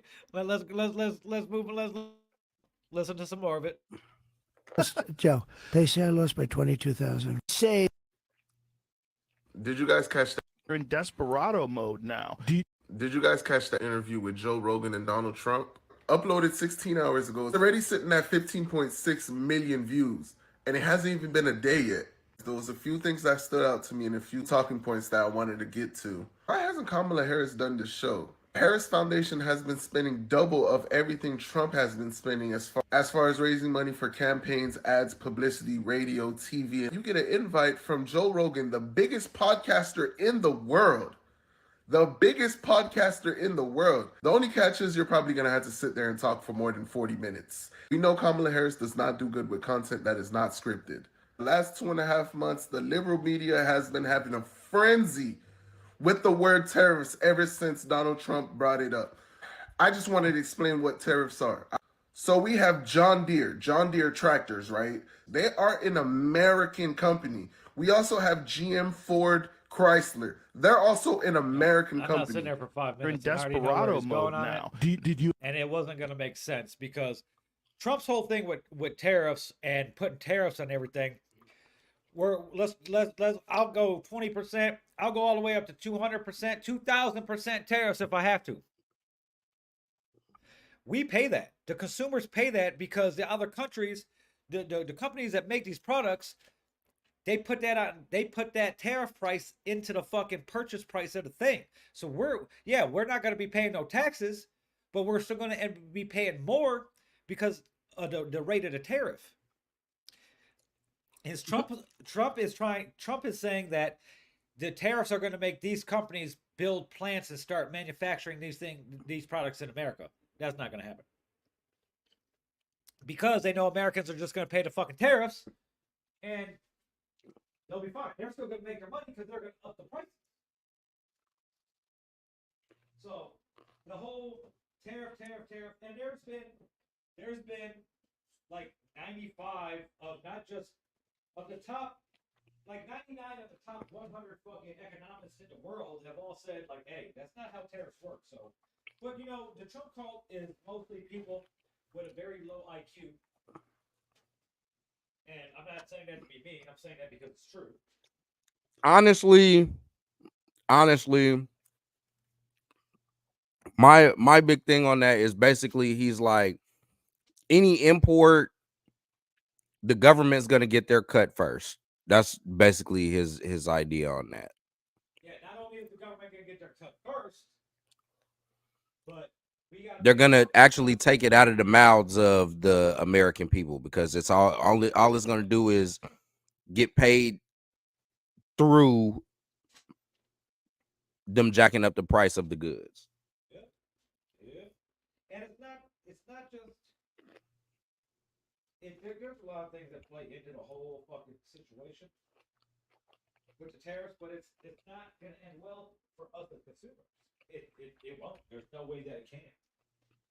So, and even in a best case scenario where they're like, okay, we're gonna come build plants, that shit could take fucking 12 to 15 years.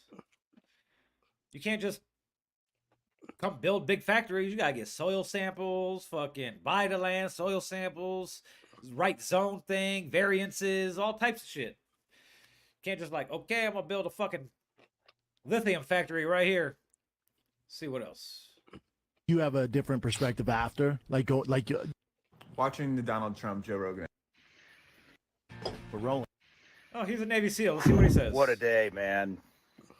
What a day. Last night, that interview between Trump and Rogan, it just means so much more than just a presidential candidate being on the #1 podcast in the world. That signifies the end of legacy media. They can't pull that. He got a point, and I like that Interesting Trump did it, point.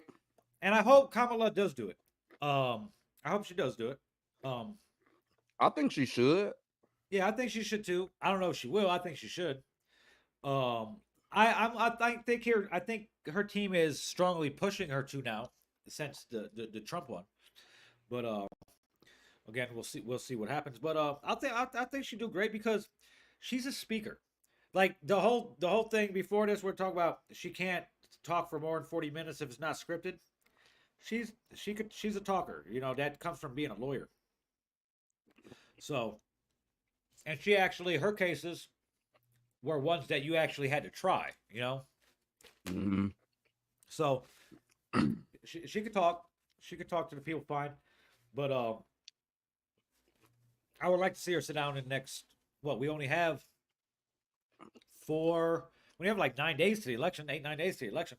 Mm-hmm. So, maybe this week she'll sit down with them or some shit. I'm just going to start flipping through these, you know? See how everything, see what's up. We're rolling. Good to see you, sir. By the way, Elon is great. That guy is such a great guy. I think you're a fan of I love Elon. him. He is from a different planet. He's the greatest guy. That rocket coming in. Yeah. I'm talking to this. Funny thing about Elon, he's violating campaign finance law for fucking campaigning for Trump because he runs a super PAC. That's number one. 2, his brother's interview just surfaced of his brother. It's saying that him and fucking Elon came here illegally as illegal immigrants. Yeah. So, and fucking Joe Biden just did a Dark Brandon. You know the whole Dark Brandon character. He did a Dark Brandon thing where he ended a fucking press conference where saying something about must be an illegal immigrant and just walked away, and he did it. This is why I know this motherfucker ain't Biden ain't all the way gone. You know, like because he turned around after he said it, he looked at the camera as he's walking off and he did his little fucking smirk, like ha ha ha ha, motherfuckers. Gotcha. And, you know, continue to walk off and shit. Let's see. Breaking news from Joe Rogan. This country can become rich. It's such a dangerous position. This country can become rich with the proper use of tariffs. It'll Did keep you just companies- float out the idea of getting rid of income taxes and replacing it with tariffs? Well, okay. Were you serious about that? Yeah, sure, but why not? Because we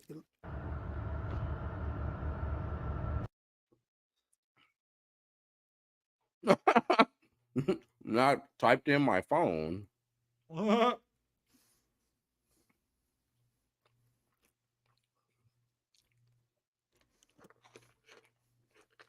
Yeah, buddy just be saying shit. First of all, you'd have to change the tax code, and like there's so many things that have to be like amendment to the Constitution. It's not even funny. Second of all, there's gonna be no welfare, no food stamps, no social security. That the taxes fund this shit. Like I don't have a problem paying my taxes because I know what it goes to. Like who you like roads, schools, fucking anything. You know, anything that has to do like that's what taxes are for. You know, you might not like them, but shit needs to run and get fixed, and that's what you. America is a country, but it also has to pay for shit, and you pay for that by taxes. Now, granted, certain taxes shouldn't be there. You know, we definitely do need to get rid of some of them, but definitely need taxes. And just like the young lady search, there's no taxes, and even with tariffs, public services would be cut. Other taxes and levies that fall more heavily on the low to middle income families, including sale taxes, excise taxes, fees, and fines, would be increased. And that's not a what if this happens or anything like that. That's like, no, this is what will happen. You know, there's no if and buts about it. It's, you know, the percentage of tariffs that would have to be levied on the American consumer to make up for what taxes paid for would be insane. And we can get bonds and stuff like that from off future taxes. So we can't do that with tariffs. We can't go to Deutsche Bank and be like, we need our fucking credit rating fucking extended on our national debt, you know, blah blah blah, and they're gonna be like, we can't do that based on fucking tariffs, because if these countries just stop fucking with you, you're not gonna have no tariff money to fucking pay us back. So in the end of the day, does it really matter what our fucking national debt is if we keep paying our minimum payment? And even if we don't pay the minimum payment and they lower our credit rating as a country, what's gonna happen? Because we can still fucking blow everybody out the fucking water. Because I'm getting so as a political science bachelor degree holder, like I love politics, but it's starting to become such a fucking shit show that I don't even like I'm not even interested in it anymore. It's like watching a bad Tubi fucking movie, and it's really what it's fucking turning out to be. Let's see what else this fucking idiot has to fucking say. It's such a dangerous profession, and it's very hard to get cops now because they're not given any backup. And you're right. They have like an eighth of a second to make a decision that's going to change their life. If they make the wrong decision, they're going to end up on the front page of every newspaper in the country, and they're going to lose their house and their pension and their job, and their wife is going to be gone, and everything's going to be gone. And here's another thing that people don't talk about. How many of them have PTSD? Probably most of them. Yeah, These guys. And here's where I stand on this. They're talking about defund the police and stuff like that. Defund the police movement has never been about let's not pay police what they're worth for the hazardous job they have. Like I'm a fuck the police person. We need them because motherfuckers don't know how to act. I have a family member basically that's a CHP officer. I know plenty of cops, and the cops that I know are all fucking cool. They're doing a job for a reason. Now the whole defund the police movement wasn't for let's not pay them what they're worth or for their hazard pay or whatever. It's to stop the militarization of the police force. The police force don't need fucking armored Humvees that they have in Iraq or Afghanistan, you know, or whatever. They don't need that. They are not the military. They're the police department. That's what the defund the police movement was. We want to take the money that they spend on those military grade weapons and vehicles and stuff, and put that towards more training for the police officers, more psychologists in the police department to help respond to calls that are fucking psychological fucking calls and stuff like that. Deal with people with those type Instead of of issues. using force, Exactly. training police to actually serve the community in a better and healthy way instead of causing fear and chaos all the time. Now, and it's funny that, see, like I said, fun fact, in the past 2 weeks, I've seriously thought about becoming an LA police officer. Yes, for those of you that know me or watching or sitting down so you don't fall out of your seat, yes. And the reason why is A, they have no age restrictions. As long as you can pass the fucking written test and the fucking physical test, boom, you're gonna make anywhere between $86,000 and $146,000 your first year. Great pension, great work-life balance. You can work fucking 3 or 4 days a week. So that's basically if you're working fucking 12s or 16s. You work at 12s, you work 4 days, you work 16s, you work 3 days. So I seriously thought about it. But the reason that I can't go through with it, because I would literally have to stop talking to everybody that I know for 6 months. Because when I sit down for the polygraph test and they ask me if I know anybody that routinely fucking deals in crime, I got to be able to pass the motherfucker.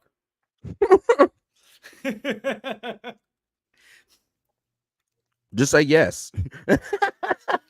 But I seriously thought about it, bro. I read through the little test that they give you and all that. Like, I created the account in LAPD, and I actually thought about the weekend 2 weeks ago when I was down there with Vision. I'm like, shit, how bad of a fucking job can it be to be an LA cop? Especially if you get like a good area. You drive around giving some fucking tickets. I'm a smart guy. I could probably be a detective in 3 years. By the time I'm 50, I got a fucking nice fucking decent job that I could sit at for the next 20 years in. You get fucking full pension. Retire at 65. So, Or like, keep shit. going. Keep going and keep be a going. desk jockey. Exactly, you know. I actually thought about it. I was like, especially with my fucking, once I finish up, and I gotta explain to people, I left law school. I just started a new term. My last term was my last term in law school. I stayed in school, but I transferred to the Master of Legal Studies program, where for the next how many years I'm gonna be hitting these fucking achievement points. In about 7 months, I'll be getting my associate's degree in legal studies, and then in the next 12 months, or in the next 14 months, 15 months, I'll be getting my bachelor's in legal studies, and Yes. in the next 18 months, I'll have my master's. Yes. It's a price. I can't wait. Can't wait for him to be a lawyer.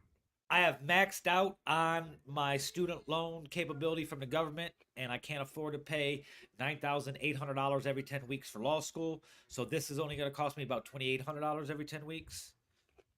And the end result's going to be the same because I want to teach law. I had no plans of practicing law or anything like that. So, and I say that to say this: stop fucking asking me about these fucking cases of these people getting arrested, motherfuckers. I'm gonna email you tonight. Durk, these motherfuckers hit me up about the Durk shit right off the bat. I'm gonna email you tonight. What's gonna happen? What's gonna happen? What's gonna happen? Like, bro, I don't know. What the fuck? They haven't even released too much information. But anyway, going back to this shit.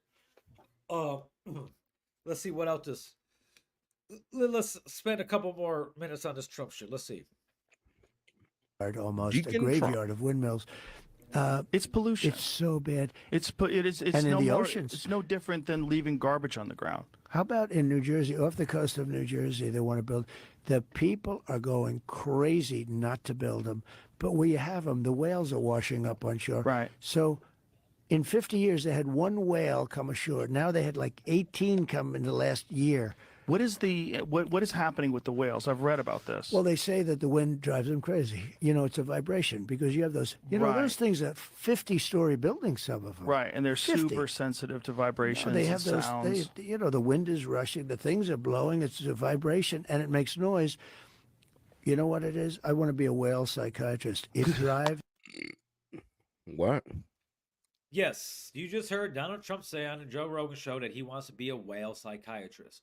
Now, let me. Whales are not dolphins. They don't rely specifically on sonar. The vibrations from the windmills that are on the way to fucking Demont in Indiana or on the way to fucking Calexico from San Diego and Southern California or anywhere else.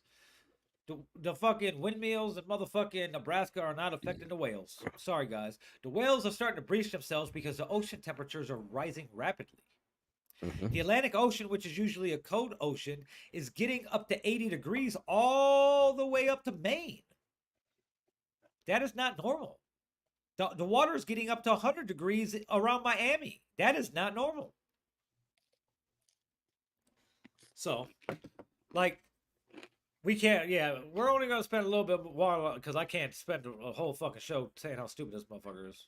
You said it's so good. You're going to have a bad apple. In everything, in every Right. profession. But every time there's a bad apple, that gets massive publicity, and it taints everybody. Completely agree. Some of the biggest concerns that I What the Can you fuck? imagine Kamala doing this show? Oh, I yeah. could Listen to imagine this. her She'd doing be the show. laying, I she'd would be try laying to- on the floor. She was supposed to do it, and she might She still do wasn't it, gonna and do I it. hope she does. She's not gonna I do will it. talk to her like a human being. I would If try she to have a did this conversation kind of an with her. interview with you, I hope she does, because it would be a mess. She'd be laying on the floor comatose. You'd be saying, call in the medics. I think we'd have a fine conversation. Can you imagine Kamala doing? Like, I don't know if he realizes that Kamala is very highly educated. Like, I don't know why He doesn't like black people, dog. Like, he kind of did the same thing with Hillary, and Hillary's a fucking lawyer too. She went to very good schools too. He got this woman thing too. You know, like, he's like, oh, That women are too. stupid. It's not just because you married fucking dumbass bitches, bro. So, like, No, but he's it's like, he's mad dismissive of her, which, I mean, you know, that can play into her favor. She should. yeah. It definitely can. Let's see. Let's go on to the next one. Have to have the debates though. Right, but the way they do the debates, I think, is the wrong way to do. This response by Donald Trump may be the most. There's a lot of people debating with. It's Sunday, so naturally we're watching football today, but I wanted to hop on and ask you guys a quick question. Did you watch or listen to Joe Rogan and Trump? I thought Joe was a perfect This is crazy. So Donald Trump went on Joe Rogan's podcast, and in 13 hours, he's. Can we just talk about Obama thought- something? So this is kind of random. Obama thought we were going to go to war. I said, what's the biggest problem? He said, North Korea. But I got a call, and it was from him, meaning his people. They wanted to meet. He said, Yeah, that wasn't. It hasn't really fucking.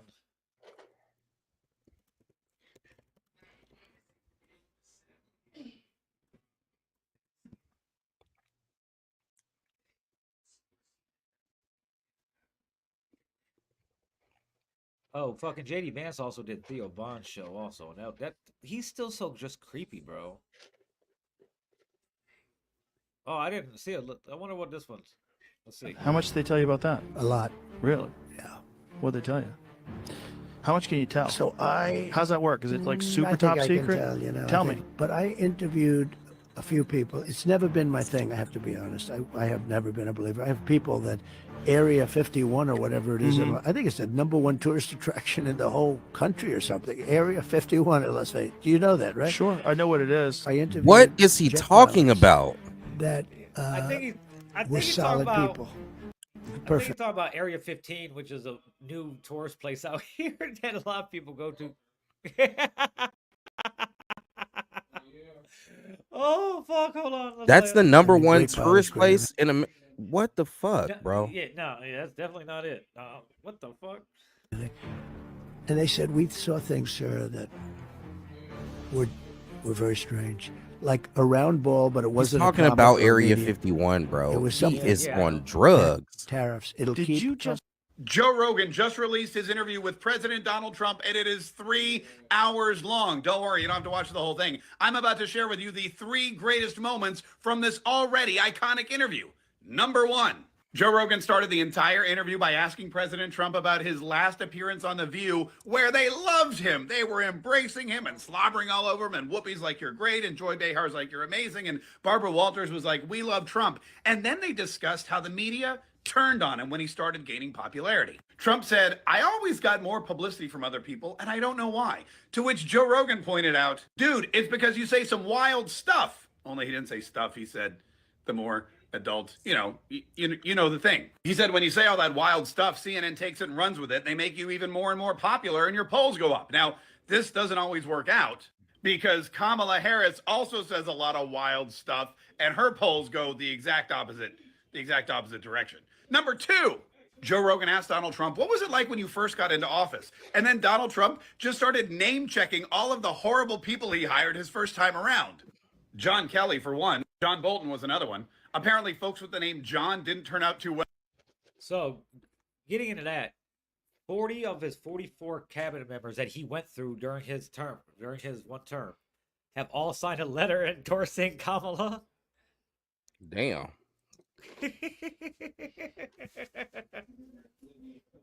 Big How thing. are you so healthy? Is it golf? No, it's genetics, I believe. You know, I'm a big Genetics believer. is a big factor. I really am. I mean, my father was. Unfortunately, it is a big factor for health. Some people are just way more robust. But you do play golf a lot, and that is exercise. Both of my parents. For me, it's good. I'm hoping It's they fresh show air, It really is. It's fresh air. You're exercise. outside. Yeah. Even mentally, you're focused on that 3-footer, and for a couple of hours, you're not. And I go quick. I play fast, real fast, and I'm in, I'm out. But you know, it gives me. I was never one that could like run on a treadmill. I can do. You know, when passing a physical, they asked me to run on a treadmill, and then they make it steeper and steeper and steeper. And the doctor said, it was at Walter Reed, they said, it's unbelievable. I could have got, I'm telling you, I felt I could have gone all day. But I said, Doc, I can do this all day long. I have no problem. Big thing. How are you so healthy? I lost by I didn't lose, but they say I lost. Joe, they say I lost by 22,000 votes. We could go into this stuff. We could go into the ballots, or we could go into the overall. I'll give you another one. Are you going to present this ever? Like, do you think like? Let me just give you one more go ahead. Before. That's your kind of Your person. weave is getting wide. We're getting wide with my this weave. weave. But isn't it I want much to bring better? it back to tariffs. But wait one second before we finish with tariffs. What could you do now? I cannot. I do not want to tell you. You know, for the purpose of looking smart to 5 people that that say, "Oh, he was great." You know what it is? I want to be a whale psychiatrist. It drives the whales freaking crazy. So I watched the Donald Trump interview with Joe Rogan. A whale psychiatrist. Did you have a different perspective? First of all, I love this idea of you teaming up with Robert Kennedy. A lot of shit that's been sprayed on our food that using all the rap songs. The Trump stuff is just that the people. Good to see you, sir. As of right now, the say that made. Fucking, it was. I'm gonna watch the whole thing. I'm gonna start watching. Yeah, I think I might do that as soon as I get off of here. That might be my task. There was a lot of ramblings and stuff like that. So I'm already knowing, and Joe Rogan lets people talk. I think sometimes too long. Yeah, that's why. Like that one clip, he was just saying, the weave's getting big. Let's bring The it weave's back. getting big, right? Like, cause he be trying, and especially with somebody like Trump, but other people, it's like really skillfully done to get the most out of them. But like, I already know this Trump shit is gonna blow the shit out of me though. Yeah. Moving on, Kamala had a rally in Houston where the rally attendees were very mad that Beyonce showed up but did not perform. Yeah, they were quite perturbed about it. Beyonce came out dressed nicely in a business attire, a suit, and where she proceeded to say she did not come here as a celebrity, entertainer, or anything like that. She came here as a mother. This election has the future of your daughters, granddaughters, and nieces, and so on and so forth. You know, their futures depending on the line. So that's the route she took, which is true. You know, I've always said that no matter what they're campaigning on, this election is going to come down to Roe v. Wade being overturned. I said that since it happened last year, and I still haven't budged on it. And with them talking about the polling, there is only one real fucking poll that's kind of that's always spot on, and that's the Marist poll. Um, and it's pretty Still close. accurate. Yeah, the last time that they published it was October 16th. They do it every 2 weeks because how they gather all the information. And Harris was up 5 points against Trump nationally. Mm-hmm. We're starting to get a lot of mail-in ballots and early voting coming in early. The turnout has been big on both sides, so it might be a landslide. And it's I seen this article yesterday that broke it down. If 50 to 55% of registered voters turn out, it'll be close, but Harris is going to win. If 60% to 70% come out, Harris is going to win by a wide margin. If 70 plus come out to vote, it's going to be, well, if 60 to 70 come out, it'll be like Obama in 08. And the landslide, and then if it's fucking anything above, it's blow them off the fucking map. So, but I think these polls are telephone polls. The sample size is real small, like 50 to 100 people. Oh, they're only doing slices. Yeah, so it's not slice and extrapolating the data. Stuff. People don't even answer their phones, right? So it's the last poll that Marist put out was said the 16th. 3 days ago was the Arizona poll, and Trump is up 1 point against Harris there. And the last one, they also dropped one for Georgia, October 24th, which was 3 days ago, and they're tied in Georgia. Yeah, they're tied in Georgia.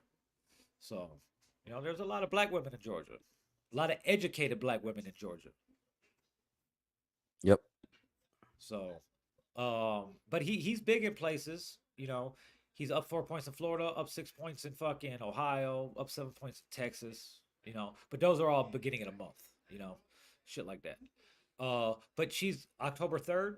She was up 2 points nationally. October 16th, she was up 5 points nationally. And the next one will be released in, I think, tomorrow or so. Sometime this week. So we'll get the late. Let's see what other latest polls are saying. Latest presidential polls. I can't wait to fucking, this shit is fucking over. That would be great. Like, few more days. ABC News says she is up a slight lead nationally, but still the Electoral College holds the cards. Slight lead among likely voters, with the race close enough to leave it up to Electoral College. So, but she's up. It says she's up right now 51 to 47% as of the 22nd. But this article is from today, so it's gonna be I think I'll be slightly entertained by the Joe Rogan interview. I'm pretty sure that nothing new is gonna come out of it. It's just a bunch of Trump malarkey, but hey, that can be entertaining at times. So do this little. If everything played out today how I think it's looking, because automatically she's getting fucking Illinois. We know she's getting Illinois, California, New York automatically. That's automatic. Well, she takes the whole West Coast like that. She's tied in Georgia, so we'll give her Georgia. Being tied this late, and let's give him who we know he's gonna get. He's definitely getting these places right there. We know he's getting those. You click those for Kamala though. You got to switch. Yeah, there you go. Not Georgia. What else you say? Ohio. You said Arizona, Ohio. Well, we know he's. Yeah, we know he's getting Indiana, Ohio. Yeah, so we know he's getting Ohio. Let's see. Hold on, real quick.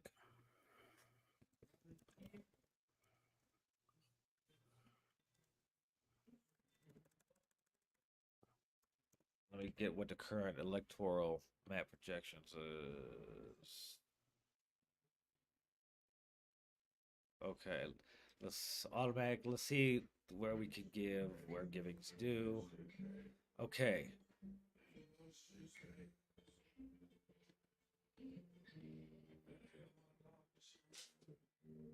Damn, she really got everything. Holy shit.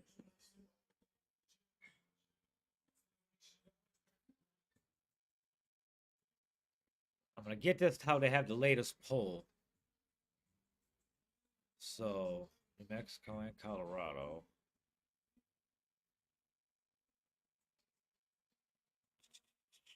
Virginia.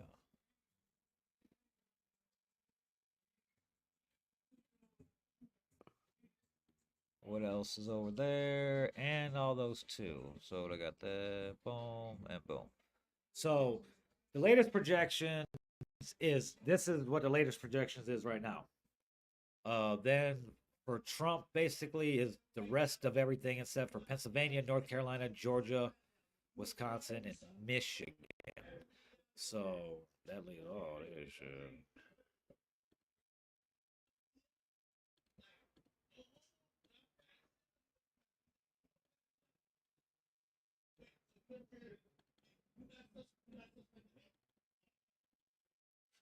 It's gonna end up being a close one. Really could end up being a close one. If she pulls off these two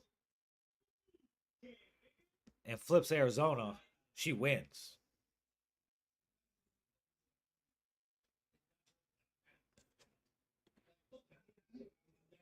But this is currently what it's looking like right now.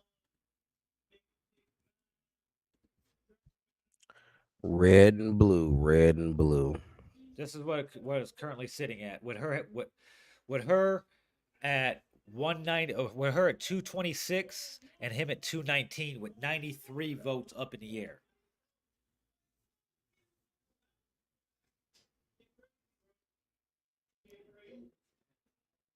So that's kind of close.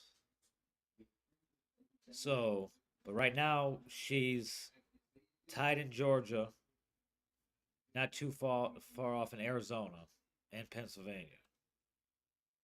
So she needs 40. She needs 44 to secure it right now with how this map is playing it out. She needs 40. Needs Wisconsin, Michigan. That's really what it comes down to. Shit, Georgia and Pennsylvania. There's 93 up. So she has to split that 93. Mm-hmm. So I really hope she fucking get Arizona. Nevada, it's not looking likely in Nevada. But they're over there with their little six, whatever. Trump could have those fucking six. So, but if she flips that one, like I said, if she flips Georgia, if she could flip Georgia, Arizona, Michigan, and Wisconsin, and fucking Trump has the rest,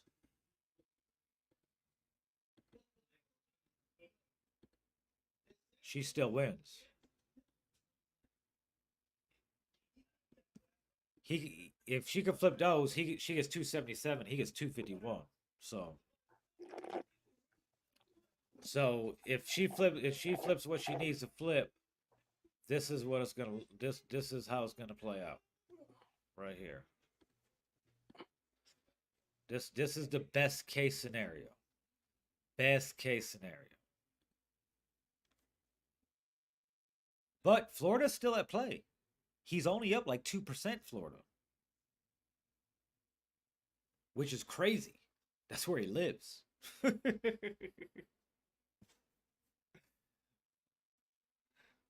So, but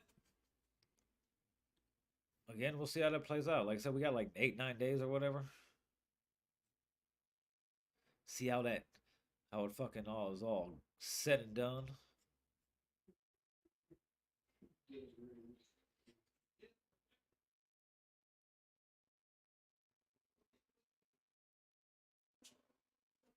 So, I think that wraps everything up for this week, unless you got anything you wanted to bring up. Trying to think. I know I'm trying to. The NBA season started this week. The Bears NBA lost did today. start. The Bears lost today from a Hail Mary pass. Yes, I saw that. Let's see what else happened this week. To the Redskins. Yeah. Jaden Daniels looked like suck my dick Caleb Williams. That's basically what he was saying. Yeah. Defense held strong though. Yeah, I won in fantasy this week. NBA NBA started. Boston kicked the shit out of somebody. History was made as LeBron and Bronny took the court for the first time together. He is with the team currently on their 5-game road trip, and after that, he will be shuttling back and forth between the Lakers and the fucking G League team. I don't give a shit. He checked in. Anthony Edwards checked him and said, "You ain't got a shower. You only played 3 minutes." On his ass. But the Lakers are undefeated. They're 3-0. Start the season. First time in a while. JJ Redick is running some pretty cool plays.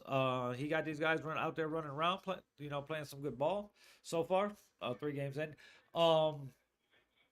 Me and El Brown talked about how Anthony Davis will be used more than anybody else in the Lakers lineup under JJ Redick's schemes, and that has held true as he's averaging like 34 points a game through the first 3 games of the season. Yeah, he's leading the league, right?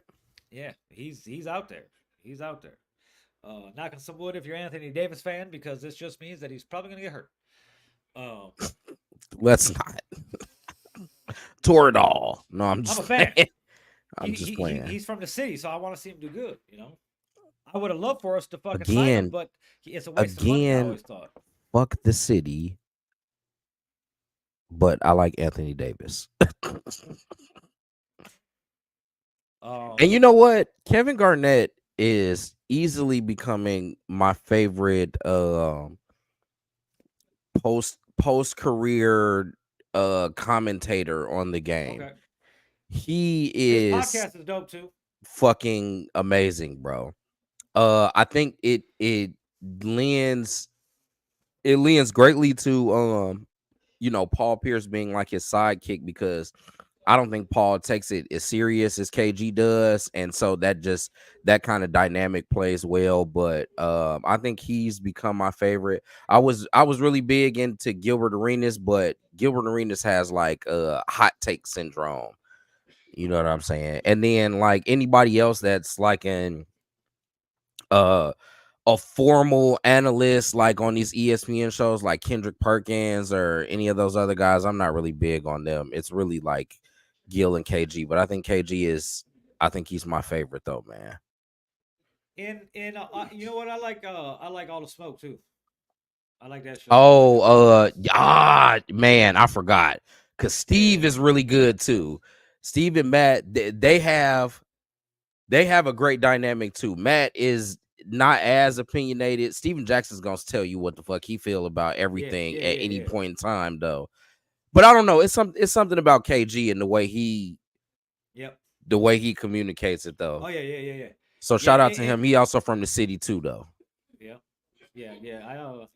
I enjoy him too. Hey, in ironic twist of fate, Glenn Big Baby Davis had to report for his federal prison sentence on the day the NBA season tipped off. Jesus.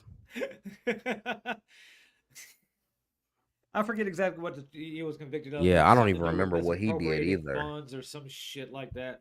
It's a Rondo did some shit too. Damn, that fucking Celtics team was. They had some real ones on there, huh? Yeah. What did Rondo do? I think he assaulted somebody, or yeah, I believe so. Yeah, he did some shit or stole something back from somebody or some shit like that. Like, damn. So far, it's early in the season. There's only been 3 games. Like I said, there's only been 3 games. I haven't really watched anything. I watched bits and pieces of the Bulls game the other day. they're a young team. They got some potential, but it's gonna take a little bit for them the chemistry to gel together. Um, like I said, fucking Lakers are undefeated, Cavaliers are undefeated, Boston's undefeated, um, Oklahoma's undefeated, bro. Like these kids are gonna be dope. Oklahoma's gonna win a championship in the next couple of years. Oklahoma City is definitely gonna win a championship next couple of years because these kids, I think the average age of that team is like 23 years old, bro. Like, yeah, but they gotta beat some big hitters though, because they're in the West still. Well, yeah, but they're that's the thing. The West is like starting to fall apart. Like the trade Minnesota made is gonna. It might. I don't think it's gonna play out in their favor. I definitely think the Knicks won that trade. Sending Towns for Randall. Oh yeah, definitely. Towns is a more is a fucking more versatile and a more bankable fucking player. Like I disagree. Vil, what are you talking about, man? Yeah. Julius Randle? Yeah. You know they used to have him handle the ball a lot of times so they could get Jalen Brunson off. Cat ain't he's that. also injury prone too, and fucking his So is role Cat. diminish. Yeah, not as much. Cat's been hurt a handful of times, I remember, especially before they got Anthony Edwards. He's like he's kind of a volume guy. He has to get a certain number of touches in order to be effective. Yeah, I mean they're not too far separated since they've been in the league. Cat has averaged 23 points a game to Julius's 19. He got 11 rebounds per game to Julius's 9. Julius just got him the assist 4 to 3. They're about even at one steal per game. Cat got a little more blocks per game career wise. I mean, when you break it down, Cat is a better player, better field goal percentage, better 3-point percentage, better free throw percentage. Hey, 2 years ago, Cat said he's going to go down as the greatest big man shooter in the history of the game. And everybody kind of like scoffed at it. But he plays the center position. And in the history of the league, he's about up there shooting wise. He shoots almost 40%. There's no center ever has shot 40% from 3-point in their career. So he doesn't play center though. He's a power forward. Well, shit, even better. He's still up there. He's still up there even more. Well, I mean, he has to beat out Dirk. That's really the one. So Yeah. And I'm sure Dirk only I'm sure he only shot like 38% from. You know what? He got Dirk right now. Yeah, he does. Right now Dirk's at 0.38 and fucking Cat's at 0.398. Yep. So a 1/10 of a percentage point, which is in the scheme of things, you think that's not a lot. But when it comes to like a field goal percentage, yeah, it's quite a bit with the number of shots these motherfuckers taking over their career. But that's over Dirk's career, which was a long time. Cat's only been in the league, 6 years? Exactly. But beyond that, Cat is just if he's your number one or number two, you need something else. You need something. That's just Jimmy could tell you the best because he was there and Cat was the number two and he didn't like that shit. Yeah. Got the fuck up out of there. Called him soft. Yeah, so yeah. You know, it is what it is. I think the trade is. I still think that Knicks won it.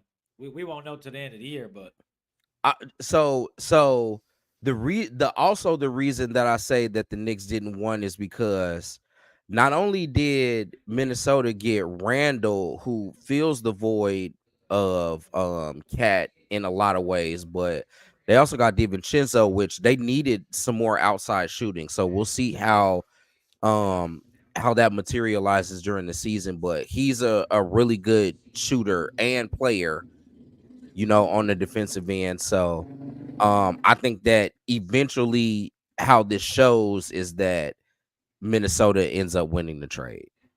Yeah. But I like Cat though, and I feel like it's pretty even. That's a good look for them.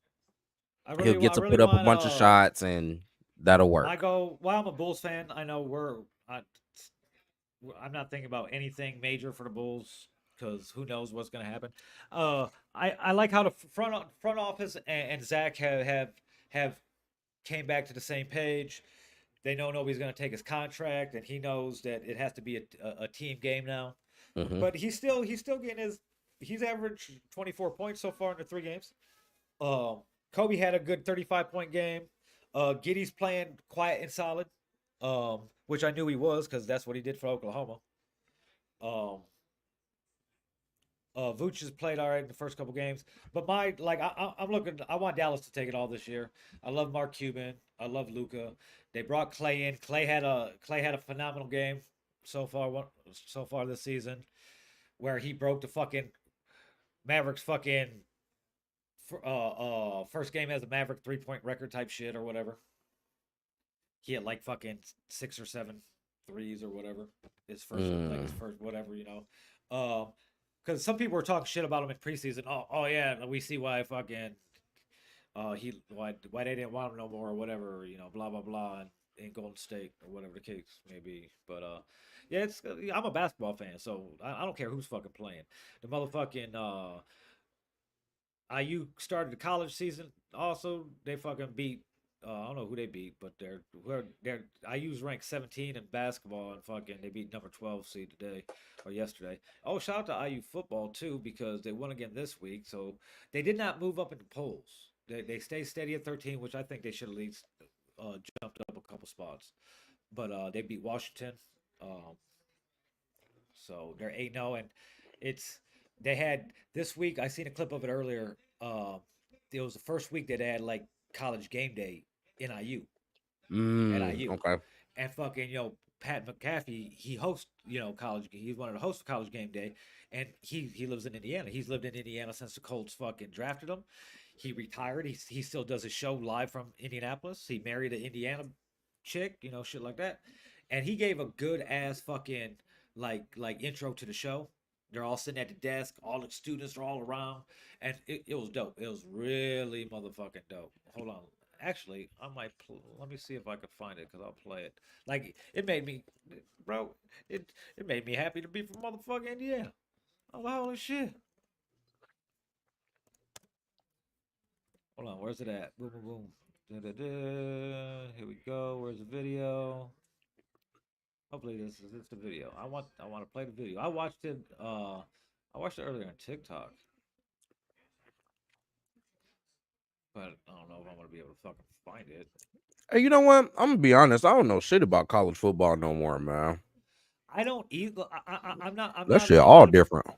I'm not a big college football fan at all, really at all. But I really like it though.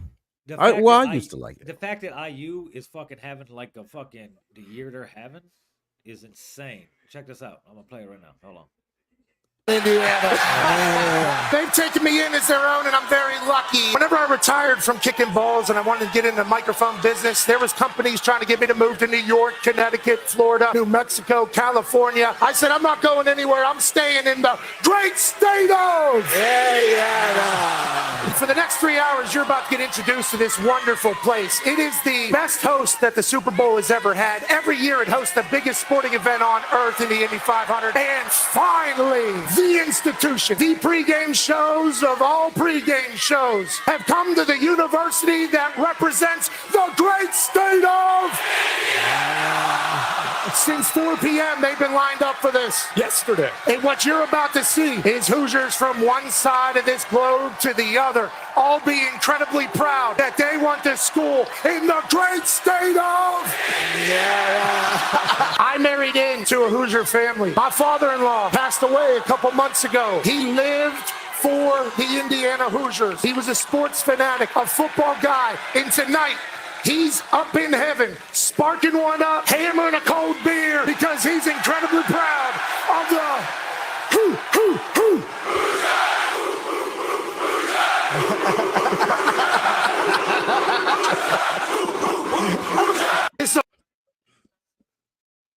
That was pretty cool. I'm not gonna lie. That was cool as fuck. I was like, holy shit. That ain't often I'm proud to be from Well- where I'm from like that. I was like, Well- holy shit. I mean, I don't mean to damper the fact that we are Hoosiers indeed, but Yeah.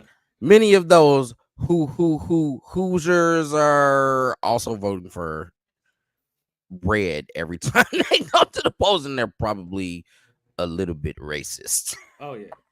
Yeah. Pat's definitely a Trump guy, so Love Pat, and I think Pat's a good guy though, but that's why he stayed in Indiana, because he was like, oh shit, I'm at home with all these racists.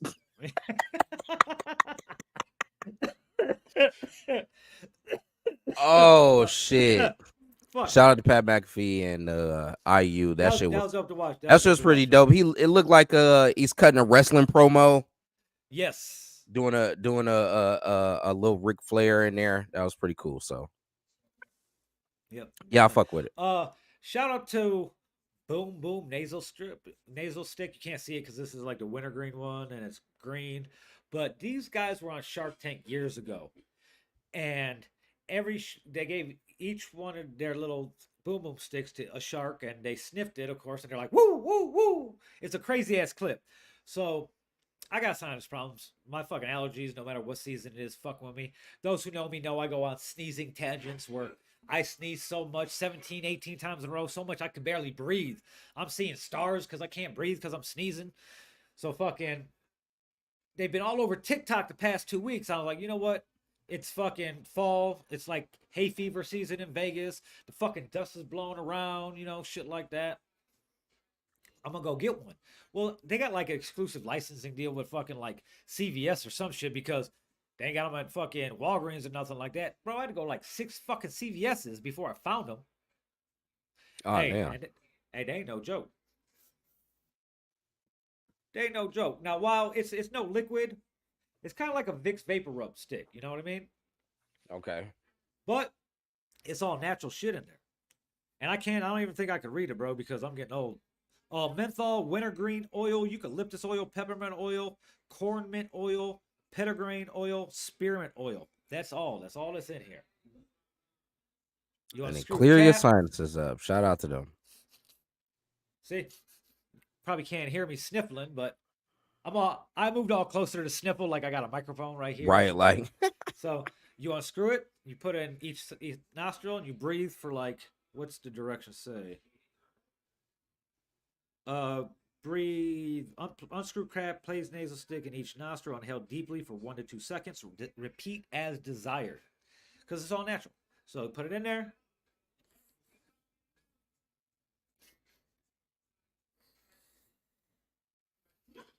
It's crazy. Woo! Boom boom stick. Boom boom nasal stick. Go check it out. I think you get the 3-pack of the 3 most popular flavors or whatever you want to or scents. It's like $19.99 a fucking CVS. Shameless plug. But other than that, it's been a crazy week. We broke it down. If you just tuned in late, you could go back and rewatch this in a couple minutes as we wrap it up and end it. I'm not even gonna try to find 5 questions. Fucking Bianca, whatever it happened. yeah, fuck that. But we'll see you next week. Same fucking. Go vote, guys. Yeah, go vote. Well, yeah, because we'll have a show before. Registration's up. Registration's up, but yeah, we'll have a show before the end. Depending on your state, I think a couple states are still open. Oh, okay. Well, hey, go if you're not registered, go register to vote. Go vote. And I'm not the advocate for that, though. I just feel like if you decide that that's what you want to do your shit, man. You know what I'm saying? Do it proudly. Be an American. Mark. We'll see you guys next week.